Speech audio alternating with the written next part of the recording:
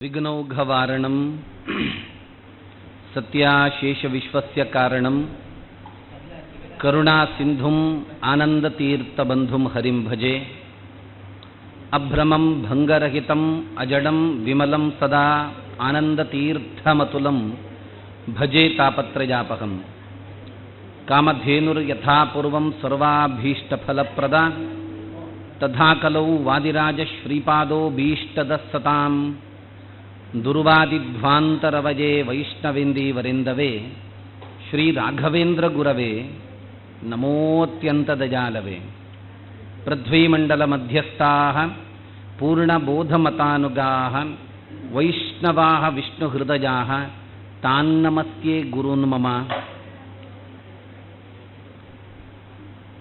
ಜನ್ಮಾದ್ಯಸ್ಯ ಯತೋನ್ಮಯಾತಿತರತಶ್ಚಾರ್ತೇಷ್ವಭಿಜ್ಞಸ್ವರಾಟ್ ತೇನೇ ಬ್ರಹ್ಮಹೃದಾಯ ಆದಿಕವಜೆ ಮುಖ್ಯಂತಯಂ ಸೂರಜಃ. ತೇಜೋ ವಾರಿಮೃದಾಂ ಯಥಾ ವಿನಿಮಯೋ ಯತ್ರ ತ್ರಿಸರ್ಗೋ ಮೃಷಾ. ಧಾಮ್ನಾ ಸ್ವೇನ ಸದಾ ನಿರಸ್ತಕುಹಕಂ ಸತ್ಯಂ ಪರಂ ಧೀಮಹಿ. ಶ್ರೀಮದಾನಂದತೀರ್ಥಚರಣೌ ಶರಣಂ ಪ್ರಪದ್ಯೆ. ಶ್ರೀಗುರುಭ್ಯೋ ನಮಃ. ಕ್ಷೇತ್ರಸ್ವಾಮಿ ಭಾಗವತ ಪ್ರತಿಪಾದ್ಯ ವಾಸುದೇವ ಅಭಿನ್ನ ವಿಷ್ಣುಮೂರ್ತಿ ಸ್ವಾಮಿಯ ಚರಣಾರವಿಂದಕ್ಕೆ ನಮನಗಳನ್ನು ಸಲ್ಲಿಸ್ತಾ, ಮಂಗಲ ಪ್ರವಚನದ ಈ ಸತ್ರಕ್ಕೆ ಆಗಮಿಸಿರತಕ್ಕಂತಹ ಎಲ್ಲ ಭಗವದ್ಭಕ್ತರನ್ನು ಅಭಿನಂದಿಸ್ತಾ, ಭಗವಂತನ ಲೀಲೆಗಳನ್ನು ಮತ್ತೆ ಮುಂದಕ್ಕೆ ನೋಡುವಂಥದ್ದು. ಶುಕಾಚಾರ್ಯರು ಪರೀಕ್ಷಿತ್ ಮಹಾರಾಜನಿಗೆ ಹೇಳ್ತಾ ಇದ್ದಾರೆ, ಮುಂದಕ್ಕೆ ಕೃಷ್ಣನ ವಿವಾಹ ಆಯ್ತಲ್ಲ, ಕೃಷ್ಣನ ವಿವಾಹ ಆದ ನಂತರ ಶಂಭರಾಸುರ ಅನ್ನತಕ್ಕಂಥವನ ಒಂದು ಕತೆ ಬರ್ತದೆ. ಶಂಭರಾಸುರನಿಗೆ ಏನಾಗ್ತದೆ ಹೇಳಿದರೆ, ನಾರದರು ಹೋಗಿ ಹೇಳಿರ್ತಾರಂತೆ, ಒಬ್ಬ ಕೃಷ್ಣನ ಮಗ ಇದ್ದಾನೆ, ನಾಳೆ ನಿನಗೆ ದೊಡ್ಡ ಶತ್ರುವಾಗಬಹುದು, ಬಹಳ ಪರಾಕ್ರಮಿಯಾಗಬಹುದು ಅಂತ. ಈ ಮಾತನ್ನು ಯಾವಾಗ ಕೇಳುತ್ತಾರೆ ಶಂಭರಾಸುರ, ಅವನ ಸಂಹಾರವನ್ನು ಮಾಡಬೇಕು ಅಥವಾ ಅವನನ್ನು ನನ್ನ ಕಣ್ಣು ಮುಂದೆ ನಿರಂತರವಾಗಿ ಇಲ್ಲ ಅಂತ ಮಾಡಬೇಕು ಅಂತ ಹೇಳಿ ಕೃಷ್ಣ ಮತ್ತು ರುಕ್ಮಿಣಿಯ ಪುತ್ರನಾಗಿದ್ದಂತಹ ಪ್ರದ್ಯುಮ್ನನನ್ನು ಎತ್ಕೊಂಡು ಹೋಗಿ ಒಂದು ಸಮುದ್ರಕ್ಕೆ ಹಾಕ್ತಾನಂತೆ.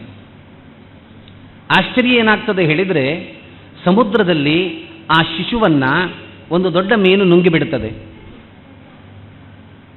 ಆ ಮೀನನ್ನು ಮೀನುಗಾರರು ಬಲೆಯನ್ನು ಹಾಕಿದಾಗ ಅದನ್ನು ಹಿಡಿತಾರೆ.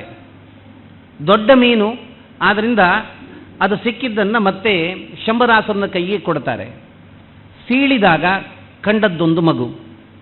ಈ ಹಿಂದೆ ಆದ ಯಾವ ಘಟನೆಯ ಪರಿವೆಯೂ ಕೂಡ ಇಲ್ಲದೆ ಶಂಭರಾಸುರ ಏನು ಮಾಡ್ತಾನೆ ಅಂತ ಹೇಳಿದರೆ, ಅಲ್ಲೇ ಶಂಭರಾಸುರನ ಮಡದಿ ಮಾಯಾವತಿ ಅಂತ ಅವಳು ಆ ಮಗುವನ್ನು ಸಾಕ್ಲಿಕ್ಕೆ ಪ್ರಾರಂಭ ಮಾಡ್ತಾಳಂತೆ.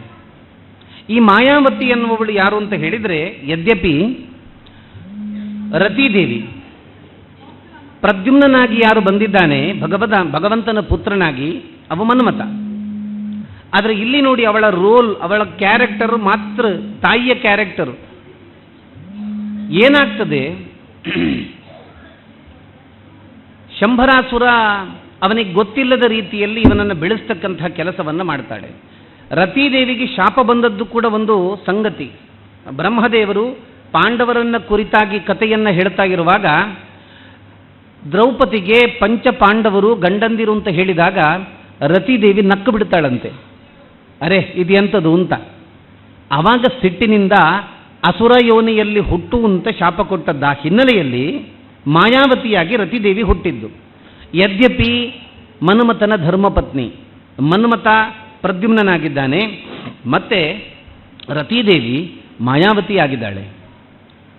ಒಂದು ಬಾರಿ ಏನಾಗ್ತದೆ ಹೇಳಿದರೆ, ನಾರದರಿಂದ ಮಾಯಾವತಿಗೆ ಗೊತ್ತಾಗ್ತದೆ, ತಾನು ಯಾವ ಕೂಸನ್ನು ತನ್ನ ಮಗು ಅಂತ ಅದನ್ನು ಬೆಳೆಸ್ತಾಗಿದ್ದೇನೆ, ಅದು ತನ್ನ ಕೂಸಲ್ಲ, ತನ್ನ ಗಂಡ ಅಂತ. ಬೆಳೀತಾ ಬೆಳೀತಾಗಿದ್ದ ಹಾಗೆ ಆ ಮಗುವಿನಲ್ಲಿ ಮೋಹ ಪ್ರಾರಂಭ ಆಗ್ತದಂತೆ.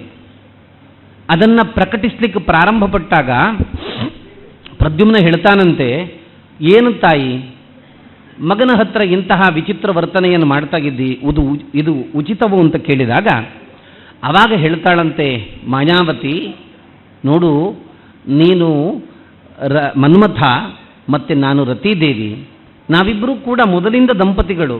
ನಿನಗೂ ಶಾಪ ಬಂದಿದೆ ಶಿವನಿಂದ, ನನಗೂ ಶಾಪ ಬಂದಿದೆ ಬ್ರಹ್ಮನಿಂದ, ಅದರಿಂದ ಈಗ ಹುಟ್ಟಿದ್ದಾಯ್ತು ಅಂತ ಹೇಳಿ ಹೀಗೆ ಗುಟ್ಟಾಗಿ ಸಂಸಾರ ಅನ್ನುವಂಥದ್ದು ನಡೀತಾ ಇದ್ದಾಗ ಈ ಮಾತು ಶಂಭರಾಸುರನ ಕಿವಿಗೆ ಬೀಳ್ತದೆ. ಅವನನ್ನು ಸೆದೆಬಡಿತಕ್ಕಂತಹ ಕೆಲಸವನ್ನು ಮಾಡಬೇಕು ಅಂತ ಪ್ರಯತ್ನ ಪಟ್ಟಾಗ ಪ್ರದ್ಯುಮ್ನನಿಂದ ಹತಾಶನಾಗ್ತಾನೆ, ಹತಪ್ರಾಯನಾಗ್ತಾನೆ. ಕೃಷ್ಣನ ವೀರ್ಯ, ಕೃಷ್ಣನ ತೇಜಸ್ಸನ್ನುವಂಥದ್ದು ಪ್ರದ್ಯುಮ್ನನ ರೂಪದಲ್ಲಿ ಬಂದಿತ್ತಲ್ಲ, ಅದ್ಭುತ ಆಗಿರತಕ್ಕಂಥ ಒಂದು ಅಸುರ ಸಂಹಾರ ಅನ್ನುವಂಥದ್ದು ಆ ಹಿನ್ನೆಲೆಯಲ್ಲಾಗ್ತದೆ. ಮುಂದೆ ಸ್ಯಮಂತಕೋಪಾಖ್ಯಾನ ಅಂತ ಇದೊಂದು ಕಥೆ.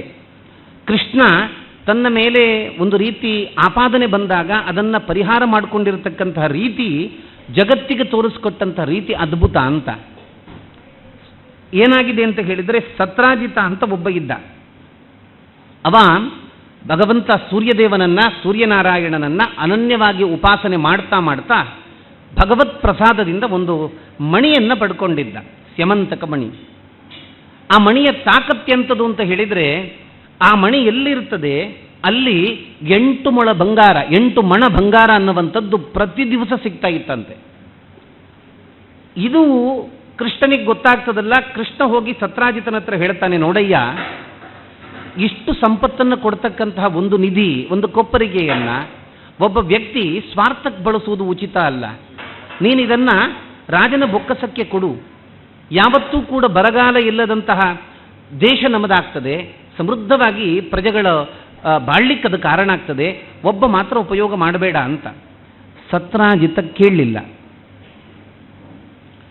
ಕೃಷ್ಣ ಹಠ ಮಾಡಲಿಲ್ಲ. ಅಂದರೆ ಅವನದ್ದು ಸ್ವಯಾರ್ಜಿತ, ಆದ್ದರಿಂದ ಕೃಷ್ಣ ಹಠ ಮಾಡಲಿಲ್ಲ. ಇಲ್ಲಿ ಏನಾಗ್ತದೆ, ಒಂದು ಬಾರಿ ಏನಾಗ್ತದೆ ಹೇಳಿದರೆ, ಅವನಿಗೊಬ್ಬ ತಮ್ಮ ಇದ್ದ ಪ್ರಸೇನ ಅಂತ. ಅವನು ಬೇಟೆಗೆ ಅಂತ ಹೊರಟದ್ದು. ಬೇಟೆಗೆ ಅಂತ ಹೊರಟವ ಅವನಿಗೊಂದು ಎಲ್ಲಿಂದ ಮನಸ್ಸು ಬಂತು ಗೊತ್ತಿಲ್ಲ, ಆ ಮಣಿಯನ್ನು ಧರಿಸ್ಕೊಂಡು ಹೋಗಬೇಕು ಅಂತ ಆ ಮಣಿಯನ್ನು ಧರಿಸ್ಕೊಂಡು ಹೊರಟಾಗಿ ಏನಾಗ್ತದೆ, ಕಾಡಿನ ಮಧ್ಯದಲ್ಲಿ ಒಂದು ಸಿಂಹ ಅವನ ಮೇಲೆ ಆಕ್ರಮಣ ಮಾಡಿ ಪ್ರಸೇನ ಇಲ್ಲ ಅಂತಾದ. ಆ ಸಿಂಹ ಆ ಮಣಿಯನ್ನು ಹಿಡ್ಕೊಂಡು ಮುಂದಕ್ಕೆ ಹೋಗ್ತಾ ಇದ್ದಾಗ ಆ ಸಿಂಹವನ್ನು ಒಂದು ಕರಡಿ ಬಂದು ಸಂಹಾರ ಮಾಡುತ್ತದೆ. ಕರಡಿ ಆ ಮಣಿಯನ್ನು ಹಿಡ್ಕೊಂಡು ತಾನು ಹೊರಡುತ್ತದೆ. ಊರಲ್ಲಿ ಏನಾಗಿದೆ, ಕೃಷ್ಣನ ಮೇಲೆ ಆಪಾದನೆ ಯಾಕೆ ಬಂತು ಅಂತ ಹೇಳಿದರೆ, ಕೃಷ್ಣ ಈ ಹಿಂದೆ ಕೇಳಿದ್ದ ಆ ಮಣಿ ನನಗೆ ಬೇಕು ಅಂತ, ಆದ್ದರಿಂದ ಸತ್ರಾಜಿತ ಕೊಡಲಿಲ್ಲ. ಆದ್ದರಿಂದ ಈ ಸತ್ರಾಜಿತ ಏನು ಮಾಡ್ತಾನೆ ಹೇಳಿದರೆ, ಕೃಷ್ಣನೇ ಯಾವುದೋ ಉದ್ದೇಶದಲ್ಲಿ ಈ ಕೆಲಸವನ್ನು ಮಾಡಿದ್ದಾನೆ, ಮಣಿಯನ್ನು ಅಡಗಿಸಿಟ್ಟಿದ್ದಾನೆ ಅನ್ನತಕ್ಕಂತಹ ಗುಮಾನಿ, ವದಂತಿ ಅನ್ನುವಂಥನ್ನು ಹಬ್ಬಿಸಿಬಿಟ್ಟ. ಊರಲ್ಲೆಲ್ಲ ಇದೇ ಮಾತು. ಯಾವಾಗ ತನ್ನ ಮೇಲೆ ಆಪಾದನೆ ಬರ್ತದೆ, ಕೃಷ್ಣ ಮೊದಲು ಆ ಆಪಾದನೆಯನ್ನು ನಿವಾರಿಸಿಕೊಳ್ತಕ್ಕಂಥ ಕೆಲಸ ಮಾಡ್ತಾನೆ. ಒಂದಷ್ಟು ಮಂದಿಯನ್ನು ಒಟ್ಟು ಮಾಡ್ತಾನೆ. ಒಟ್ಟು ಮಾಡಿಕೊಂಡು ಪ್ರಸೇನ ಎಲ್ಲಿಗೆ ಹೋಗಿದ್ದ ಅನ್ನುವಂಥದ್ದನ್ನು ತಿಳ್ಕೊಳ್ತಾನೆ. ಪ್ರಸೇನ ಹೋದ ಕಾಡಿನ ಅಡೆಗೆ ಕೃಷ್ಣ ಪರಿವಾರದವರೊಡನೆ ಹೊರಡ್ತಾನೆ. ಹೊರಟಾಗ ಹೋಗಿ ನೋಡಿದಾಗ ಏನು, ಪ್ರಸೇನನ ಕಳೆ ಬರ ಕಂಡಿದೆ, ಅಲ್ಲಿದೆ. ಅವ ಹೇಳ್ತಾನೆ, ನೋಡಿದ್ರ ನನ್ನ ಮೇಲೆ ಆಪಾದನೆ ಹಾಕಿದ್ದೀರಿ, ಇವ ಇಲ್ಲಿ ಸತ್ತು ಬಿದ್ದಿದ್ದಾನೆ ಅಂತ. ಅಲ್ಲೇ ಹತ್ರ ನೋಡ್ತಾರೆ, ಒಂದು ಸಿಂಹದ ಹೆಜ್ಜೆಯ ಗುರುತಿದೆ. ಇನ್ನು ಸ್ವಲ್ಪ ಮುಂದಕ್ಕೆ ಹೋದಾಗ ಸಿಂಹವೂ ಕೂಡ ಸತ್ತಿದೆ. ಕೃಷ್ಣ ಎಲ್ಲವನ್ನ ತೋರಿಸ್ತಾ ಹೇಳ್ತಾ ಇದ್ದಾನೆ, ನೋಡಿ ಇವ ಹೀಗೆ ಸತ್ತದ್ದು, ಇವನನ್ನು ಕೊಂದದ್ದು ಸಿಂಹ. ಸರಿ, ಈಗ ಮಣಿಯಲ್ಲಿ ಇನ್ನೂ ಮುಂದಕ್ಕೆ ಗಮನಗಿಟ್ಟು ಕಂಡಾಗ ಒಂದು ಕರಡಿಯ ಪಾದೆಯ ಚಿಹ್ನೆ ಅನ್ನುವಂಥದ್ದಲ್ಲಲ್ಲಿ ಬಿದ್ದಿರ್ತದಲ್ಲ, ಆ ಚಿಹ್ನೆಯನ್ನ ಕಾಣ್ತಾ ಅದರ ಹಿಂದೆ ಮತ್ತೆ ಹೋದಾಗ ಒಂದು ಗುಹೆ ಕಾಣ್ತದೆ. ಗುಹೆ ಕಂಡಾಗ ಕೃಷ್ಣ ಹೇಳ್ತಾನೆ, ನಾನು ಒಳಗೆ ಹೋಗಿ ಏನು ಕಥೆ ಅಂತ ನೋಡ್ಕೊಂಡು ಬರ್ತೇನೆ. 12 ದಿವಸದ ತನಕ ನೀವೆಲ್ಲ ನನ್ನನ್ನು ಕಾಯಿರಿ. 12 ದಿವಸ ಆದಮೇಲೂ ಒಂದು ಪಕ್ಷ ನಾನು ಬರಲಿಲ್ಲ ಅಂತ ಹೇಳಿದರೆ ನೀವು ಹೊರಟು ಬಿಡಿ ಅಂತ. ಹೀಗಾಗ್ತದೆ. ಇವರೆಲ್ಲ ಹೊರಗೆ ಕಾಯ್ತಾ ಇದ್ದಾರೆ. ಕೃಷ್ಣ ಗುಹೆಯ ಒಳಗೆ ಹೋಗಿದ್ದಾನೆ. ಒಳಗೆ ಹೋದಾಗ ಅಲ್ಲಿ ಕಾಣ್ತಾನೆ, ಕರಡಿ ತನ್ನ ಮಗಳ ಕೈಯಲ್ಲಿ ಆ ಮಣಿಯನ್ನು ಕೊಟ್ಟು ಆಡಲಿಕ್ಕೆ ಅಂತ ಕೊಟ್ಟಿದೆ. ಕಂಡ, ಮಗಳನ್ನೂ ಕಂಡ, ನಾರಿ ಮಣಿಯನ್ನೂ ಕಂಡ, ಅಪ್ಪನ ಮಣಿಯನ್ನೂ ಕಂಡ. ಎರಡೂ ಮಣಿಯನ್ನು ಕಂಡಂಥ ಕೃಷ್ಣ ಮಣಿಯನ್ನು ಪಡ್ಕೊಂಡು ವಾಪಸ್ ಬರಬೇಕು ಅಂತ ಇನ್ನೇನು ಸಂಕಲ್ಪ ಮಾಡಿ ಹೊರಡ್ತಾಗಿದ್ದಾನೆ. ಆವಾಗ ಒಂದು ಕಥೆಯಾಗ್ತದೆ. ಆ ಕರಡಿ ಉಂಟಲ್ಲ, ಅದು ಯುಗಾಂತರದ ಕರಡಿ. ಆಶ್ಚರ್ಯ ನೋಡಿ, ಯಾವ ಕರಡಿ ಜಾಂಬವಂತ ಅನ್ನತಕ್ಕಂಥ ಹೆಸರಿನಿಂದ ರಾಮಾವತಾರದಲ್ಲಿ ಅತ್ಯಂತ ಪ್ರಸಿದ್ಧನಾಗಿದ್ದ, ಅವನೇ ಈಗಲೂ ಇದ್ದ. ಯಾವಾಗ ಈ ಕೃಷ್ಣ ಮಣಿ ಬೇಕು ಅಂತ ಹೇಳಿ ಮಣಿಯನ್ನು ಹಿಡ್ಕೊಂಡು ಹೊರಟ್ಲಿಕ್ಕೆ ಪ್ರಾರಂಭ ಮಾಡ್ತಾನೆ, ಜಾಂಬವಂತ ಅಡ್ಡಕ್ಕೆ ಬರ್ತಾನೆ. ಸಾಧ್ಯ ಇಲ್ಲ ಅಂತ ಅಂದ್ರೆ ಅವನ ಪ್ರತಿಷ್ಠೆಯ ಪ್ರಶ್ನೆ, ಆದ್ರಿಂದ ಸಾಧ್ಯ ಇಲ್ಲ ಅಂತ. ಯುದ್ಧ ಆಗ್ತದಂತೆ. ಯುದ್ಧ ಎಷ್ಟು ದಿವಸ ಆಗ್ತದೆ? 48 ದಿವಸಗಳ ಕಾಲ ಯುದ್ಧ ಆಗ್ತದೆ. ಕೃಷ್ಣ ಎಷ್ಟು ದಿವಸ ಕಾಯಿರಿ ಅಂತ ಹೇಳಿದ್ದು? 12 ದಿವಸ ಕಾಯಿರಿ ಅಂತ ಹೇಳಿದ್ದು. ಕಾತವರೆಲ್ಲ ಹೋದದ್ದು, ಕೃಷ್ಣ ಇಲ್ಲ ಅಂತ ಹೇಳದ್ದು. ಕೆಲವರು ತರ್ಪಣ ಕೂಡ ಬಿಟ್ಟಾಯಿತು ಕೃಷ್ಣನಿಗೆ. ಹೀಗಾದ ಮೇಲೆ 48 ದಿವಸ ಯುದ್ಧವನ್ನು ನಿರಂತರವಾಗಿ ಮಾಡ್ತಾ ಇದ್ದಂತಹ ಜಾಂಬವಂತನಿಗೆ ಸಾಕ್ಷಾತ್ಕಾರ ಆಗಲಿಕ್ಕೆ ಪ್ರಾರಂಭ ಆಗ್ತದೆ. ಕೃಷ್ಣನನ್ನ ಯುದ್ಧ ಮಾಡ್ತಾ ಮಾಡ್ತಾ ಕೃಷ್ಣನಲ್ಲಿ ರಾಮನನ್ನ ಕಾಣ್ತಾನೆ ಜಾಂಬವಂತ. ಸರ್ವಸ್ವವನ್ನು ಕೃಷ್ಣನಿಗೆ ಸಮರ್ಪಣೆ ಮಾಡಲಿಕ್ಕೆ ಬದ್ಧನಾಗ್ತಾನೆ, ಸಿದ್ಧನಾಗ್ತಾನೆ. ಕೃಷ್ಣನಿಗೆ ಮಣಿಯನ್ನ ಕೊಟ್ಟ. ಅಷ್ಟು ಮಾತ್ರ ಅಲ್ಲ, ತನ್ನ ಮಗಳನ್ನೂ ಕೂಡ ಕೊಡ್ತಾನಂತೆ. ಜಾಂಬವಂತೆ ಅಂತ ಆಕೆಯ ಹೆಸರು. ಜಾಂಬವತಿಯನ್ನ ಕೃಷ್ಣನಿಗೆ ಮಣಿಯೊಟ್ಟಿಗೆ ಒಂದು ಬೋನಸ್ ಸಿಕ್ಕಿತು, ಒಂದು ಕನ್ಯಾಮಣಿಯೂ ಕೂಡ ಪ್ರಾಪ್ತ ಆಯಿತು. ಅದರೊಡನೆ ಕೃಷ್ಣ ವಾಪಸ್ ಬರ್ತಾನೆ. ಇದಾಗ್ತದೆ ಇಲ್ಲಿಯ ಕತೆ. ಸಾಮಾನ್ಯವಾಗಿ ಇನ್ನೊಬ್ಬಳ ಮದುವೆಯಾಗ್ತದೆ. ಇಲ್ಲಿಂದ ವಾಪಸ್ ಬಂದಾದ ಮೇಲೆ ಸತ್ರಾಜಿತನಿಗೆ ತುಂಬ ಪ್ರಾಯಶ್ಚಿತ್ತ, ತಪ್ಪಿನ ಒಂದು ರೀತಿಯ ಭಾವ ಅನ್ನುವಂಥದ್ದು ಹೃದಯದಲ್ಲಿ ಗಟ್ಟಿಯಾಗಿ ಕೂರ್ತದೆ. ಕೃಷ್ಣ ಏನೂ ಮಾಡದಿದ್ದರೂ ಕೂಡ ಕೃಷ್ಣನ ಮೇಲೆ ಆಪಾದನೆ ಹಾಕಿದೆ ಅಲ್ವಾ, ತಪ್ಪಾಯಿತು ಕೃಷ್ಣ ಅಂತ ಕೃಷ್ಣನಲ್ಲಿ ಕ್ಷಮೆಯನ್ನ ಕೇಳ್ತಾ ಆ ಮಣಿಯನ್ನು ಕೃಷ್ಣನಿಗೆ ಒಪ್ಪಿಸ್ತಾನೆ. ಅದರೊಟ್ಟಿಗೆ ತನ್ನ ಮಗಳಾಗಿರತಕ್ಕಂತಹ ಸತ್ಯಭಾಮೆಯನ್ನು ಕೂಡ ಕೃಷ್ಣನಿಗೆ ಕೊಟ್ಟು ಮದುವೆ ಮಾಡುವ ಸಂಕಲ್ಪ ಮಾಡ್ತಾನೆ. ಕೃಷ್ಣ ಹೇಳ್ತಾನೆ, ಹೆಣ್ಣಿರಲಿ ಮಗಳಿರಲಿ ಮಣಿ ಬೇಡ ಅಂತ. ಅದರಿಂದ ಈ ಸಂದರ್ಭ, ಈ ಘಟನೆ ಅನ್ನುವಂಥದ್ದು ಎರಡೆರಡು ಹೆಣ್ಣು ಮಕ್ಕಳು ಕೃಷ್ಣನ ಪತ್ನಿಯರಾಗಲಿಕ್ಕೆ ಬೇಕಾದಂತಹ ಒಂದು ವೇದಿಕೆಯ ರೀತಿಯಲ್ಲಾಯಿತು. ಜಾಂಬವಂತೆ ಮತ್ತೆ ಸತ್ಯಭಾಮೆ. ಇನ್ನೊಬ್ಬಳನ್ನು ಮದುವೆಯಾಗ್ತಾನೆ, ಕಾಳಿಂದಿ ಅಂತ. ಆಕೆ ಸೂರ್ಯಪುತ್ರಿ. ಇದು ಕೃಷ್ಣನ 4ನೇ ವಿವಾಹ. ಈ 4 ವಿವಾಹ ಹೆಚ್ಚು ಕಡಿಮೆ ಕೃಷ್ಣನ 25 ಮತ್ತು 30 ವರ್ಷಗಳ ಮಧ್ಯದಲ್ಲಿ ನಡೆದಿರತಕ್ಕಂತಹ ವಿವಾಹ. 4 ವಿವಾಹ ಆಗಿದೆ. ಆದರೆ ಕೃಷ್ಣ ಪ್ರಸಿದ್ಧ ಅಷ್ಟಮಹಿಷಿಯರ ಪತಿ ಅಂತ. ಮತ್ತು 4 ವಿವಾಹ ಆಗ್ತದೆ. ಮಿತ್ರವೃಂದೆ ಅತ್ತೆ ರಾಜಾದಿದೇವಿಯ ಮಗಳವಳು. ವಿಂದಾನುವಿಂದರು ಸೋದರರು ಕೃಷ್ಣನ ಮೇಲೆ ಬಹಳ ದ್ವೇಷ. ಹಾಗಿದ್ರೂ ಕೃಷ್ಣನನ್ನೇ ಬಯಸ್ತಾಗಿದ್ದಂತಹ ಆ ಮಿತ್ರವಿಂದೆಯನ್ನ ಕೃಷ್ಣ ವರಿಸ್ತಾನೆ. ಕೃಷ್ಣನ 5ನೇ ಮದುವೆ. ಮತ್ತೊಬ್ಬಳು ನೀಲ ಅಂತ, ನಗ್ನಜಿತ್ ಮಹಾರಾಜನ ಮಗಳು. ಆಕೆಯನ್ನ ಕೃಷ್ಣ ವಿವಾಹ ಆಗ್ತಾನೆ. ಇದು ಕೃಷ್ಣನ 6ನೇ ವಿವಾಹ. ಭದ್ರಾ ಅಂತ ಇನ್ನೊಬ್ಬ ಹೆಣ್ಣುಮಗಳು, ಆ ಶ್ರುತ ಕೀರ್ತಿಯ ಮಗಳು. ಪಂಚಕೇಕೆಯರು ಅಣ್ಣಂದಿರು. ಇದು ಕೃಷ್ಣನೊಡನೆ ಒಳ್ಳೆ ಸಂಬಂಧ ಇದ್ದಂತಹ ಒಂದು ರೀತಿಯ ಸಂಬಂಧಿಕೆಯ ನಡುವೆಯಲ್ಲಾದಂತಹ ವಿವಾಹ. 8ನೇ ವಿವಾಹ ಸ್ವಯಂವರದಲ್ಲಿ, ಲಕ್ಷಣೆ ಅಂತ ಸ್ವಯಂವರದಲ್ಲಿ ಕೃಷ್ಣ ಗೆದ್ದು ಮಾಡಿಕೊಂಡಿರತಕ್ಕಂತಹ ವಿವಾಹ. ಈ ರೀತಿ 8 ಮಂದಿ ಅಷ್ಟಮಹಿಷಿಯರಾಗ್ತಾರೆ. ರುಕ್ಮಿಣಿ, ಸತ್ಯಭಾಮೆ ಸಾಕ್ಷಾತ್ ಲಕ್ಷ್ಮಿಯ ಅವತಾರ ಅನ್ನುವಂಥದ್ದು ಶಾಸ್ತ್ರಕಾರರ ಅಭಿಮತ. ಹೀಗೆ 8 ಮಹಿಷಿಯರೊಡನೆ ವಿವಾಹ ಕೃಷ್ಣನದ್ದಾಗ್ತದೆ. ಇದು 30 ವರ್ಷದ ನಂತರ ಮತ್ತೆ 4 ವಿವಾಹ ಕೃಷ್ಣ ಮಾಡಿಕೊಂಡಿರುವಂಥದ್ದು ಅಂತ. ಇಲ್ಲಿ ಏನಾಗ್ತದೆ ಹೇಳಿದರೆ, ಮುಂದಕ್ಕೆ ಸತ್ಯಭಾಮೆಯ ಮಹತ್ವವನ್ನು ತಿಳಿಸುವಂತಹ ಕೆಲಸ ಅಂತ. ಹೀರೋ ಇದ್ದು ಮಾತ್ರ ಹೇಳಿದರೆ ಹೇಗೆ? ಸ್ವಲ್ಪ ಹೀರೋಯಿನ್ನ ಶ್ರೇಷ್ಠತೆಯನ್ನು ಹೇಳದಿದ್ದರೆ ನಮ್ಮ ಪಿಕ್ಚರ್ ನಡೆಯೋದಿಲ್ಲ ಅಲ್ವಾ? ಹಾಗೆ ಸತ್ಯಭಾಮೆಯ ಮಹತ್ವವನ್ನೂ ಕೂಡ ಹೇಳ್ತಕ್ಕಂಥ ಕೆಲಸ ಏನಾಗ್ತದೆ. ಧರೆಗೆ ಒಬ್ಬ ಮಗ ಇದ್ದ ಅಂತೆ, ಭೂಮಿಯ ಮಗ, ನರಕಾಸುರ ಅಂತ, ನರಕಪ್ರಾಯನಾಗಿದ್ದ ಅಂತ ಹೇಳುತ್ತದೆ ಭಾಗವತ. ಅವನು ಎಂಥ ದೊಡ್ಡ ದುಷ್ಟ ಅಂತ ಹೇಳಿದರೆ 16,100 ಮಂದಿ, ಅಷ್ಟು ಮಂದಿ ಹೆಣ್ಮಕ್ಕಳನ್ನು ಅಪಹಾರ ಮಾಡಿ ತನ್ನೊಡನೆ ಇಟ್ಕೊಂಡಿದ್ದಂತಹ ದುರಳ, ಅತ್ಯಂತ ದುಷ್ಟ. ನಿಮಗೆ ಆಶ್ಚರ್ಯ ಆಗ್ತದೆ. ಇಡೀ ಮಹಾಭಾರತ ಯುದ್ಧಕ್ಕೆ ಕಾರಣ ಏನು ಅಂತ ಕೇಳಿದಾಗ ಕೃಷ್ಣ ಹೇಳಿದ್ದೇನು ಗೊತ್ತಾ? ನಾವೆಲ್ಲ ಸಾವಿರ ಕಾರಣಗಳನ್ನು ಕೇಳ್ತೇವೆ. ಇದು ಹಾಗಾದದ್ದಕ್ಕೆ ಯುದ್ಧ ಆದದ್ದು, ಇದು ಹೀಗಾದದ್ದಕ್ಕೆ ಯುದ್ಧ ಆದದ್ದು ಅಂತ. ಆದರೆ ಕೃಷ್ಣ ಏನು ಹೇಳ್ತಾನೆ ಗೊತ್ತಾ? ನನ್ನ ಲೆಕ್ಕದಲ್ಲಿ ಇಡೀ ಮಹಾಭಾರತ ಯುದ್ಧ ಆದದ್ದು ಯಾಕೆ ಅಂತ ಹೇಳಿದರೆ, ಒಂದು ಹೆಣ್ಣು ಮಗಳು ನನ್ನ ತಂಗಿ ದ್ರೌಪದಿಗೆ ಅಪಮಾನ ಆದದ್ರಿಂದ ಅಂತ.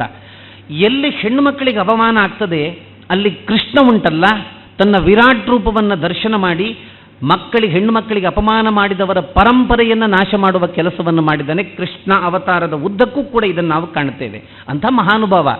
16,000ಕ್ಕೂ ಮಿಕ್ಕಿ ಒಂದಷ್ಟು ಹೆಣ್ಣುಮಕ್ಕಳನ್ನು ಒಬ್ಬ ದುರಳ ರಾಕ್ಷಸ ಹಿಡ್ಕೊಂಡಿದ್ದಾನೆ ಅಂತ ಹೇಳಿದರೆ ಕೃಷ್ಣ ಬಿಡುವುದುಂಟ? ಆದ್ದರಿಂದ ಹೊರಟಾಗ ಈ ಸರ್ತಿ ಸಪತ್ನೀಕನಾಗಿ ಹೊರಡ್ತಾನೆ. ಜಾಂಬವಂತಿಯನ್ನು ಕೂಡ ಕರ್ಕೊಂಡು ಹೋಗ್ತಾನೆ, ಸತ್ಯಭಾಮೆಯನ್ನು ಕೂಡ ಕರ್ಕೊಂಡು ಹೋಗ್ತಾನೆ. ಹೋದಾಗ ಏನಾಗ್ತದೆ ಅಂತ ಹೇಳಿದರೆ, ನರಕಾಸುರನನ್ನ ಸಂಹಾರ ಮಾಡಬೇಕಿದ್ರೆ ಒಂದು ಮುರಪಾಶ ಅಂತ ಇತ್ತಂತೆ. ಅದು ಅಭೇದ್ಯ ಪಾಶ ಅಂತ ಅಷ್ಟರವರೆಗೆ ಪ್ರಸಿದ್ಧ. ಅದನ್ನು ಲೀಲಾಜಾಲವಾಗಿ ಕೃಷ್ಣ ಮುರಿತಾನೆ. ನರನ ಅರಮನೆಗೆ ಮತ್ತೆ ಕೃಷ್ಣ ತೆರಳುತ್ತಾನೆ. ಅದು ಪ್ರಾಗ್ಜ್ಯೋತಿಷಪುರ ಅಂತ ಅವನ ಊರು.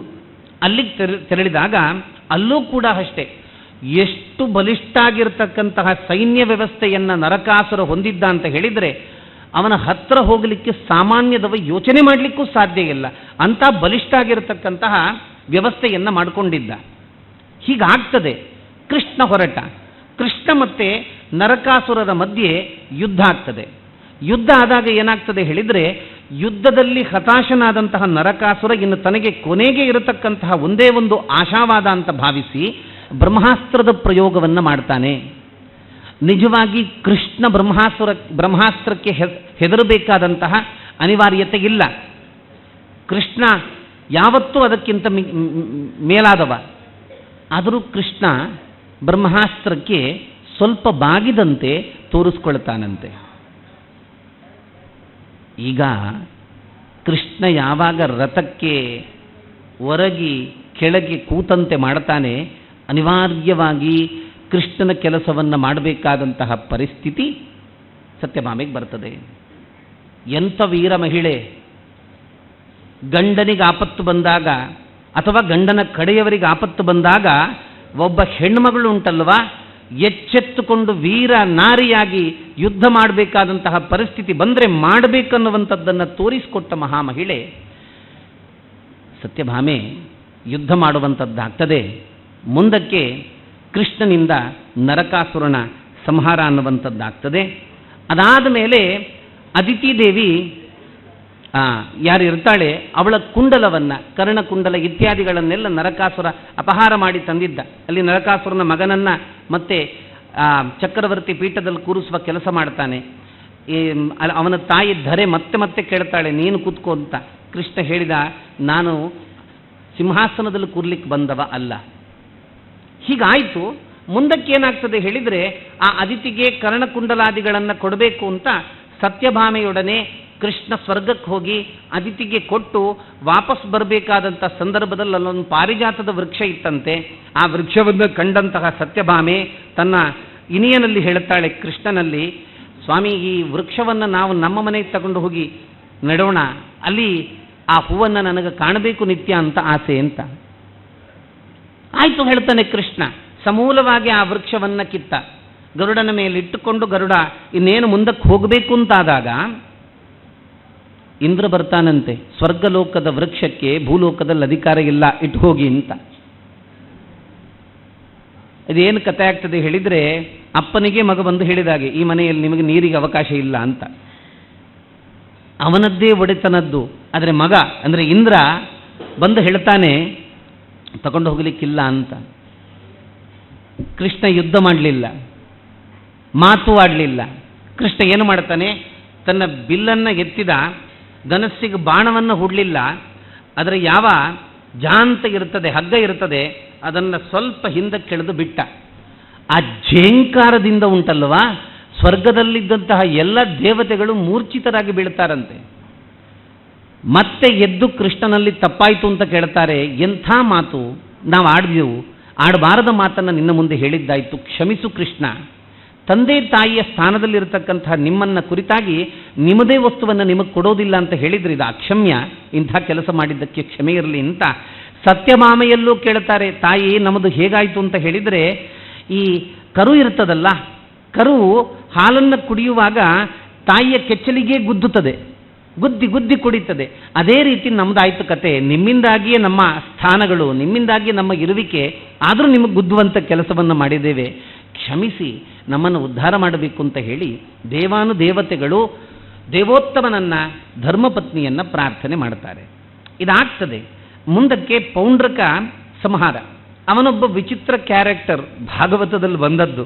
ನಾವು ಮೊನ್ನೆ ಸ್ವಲ್ಪ ನೋಡಿತ್ತು. ಪೌಂಡ್ರಕನಿಗೆ ಅವ ವಸುದೇವನ ಮಗ. ಎಲ್ಲರೂ ಕೃಷ್ಣನನ್ನ ವಾಸುದೇವ ಅಂತ ಹೇಳುವುದು ಅವನಿಗೆ ಇಚ್ಛೆ, ಅವನಿಗೆ ಅದು ವಿರುದ್ಧ.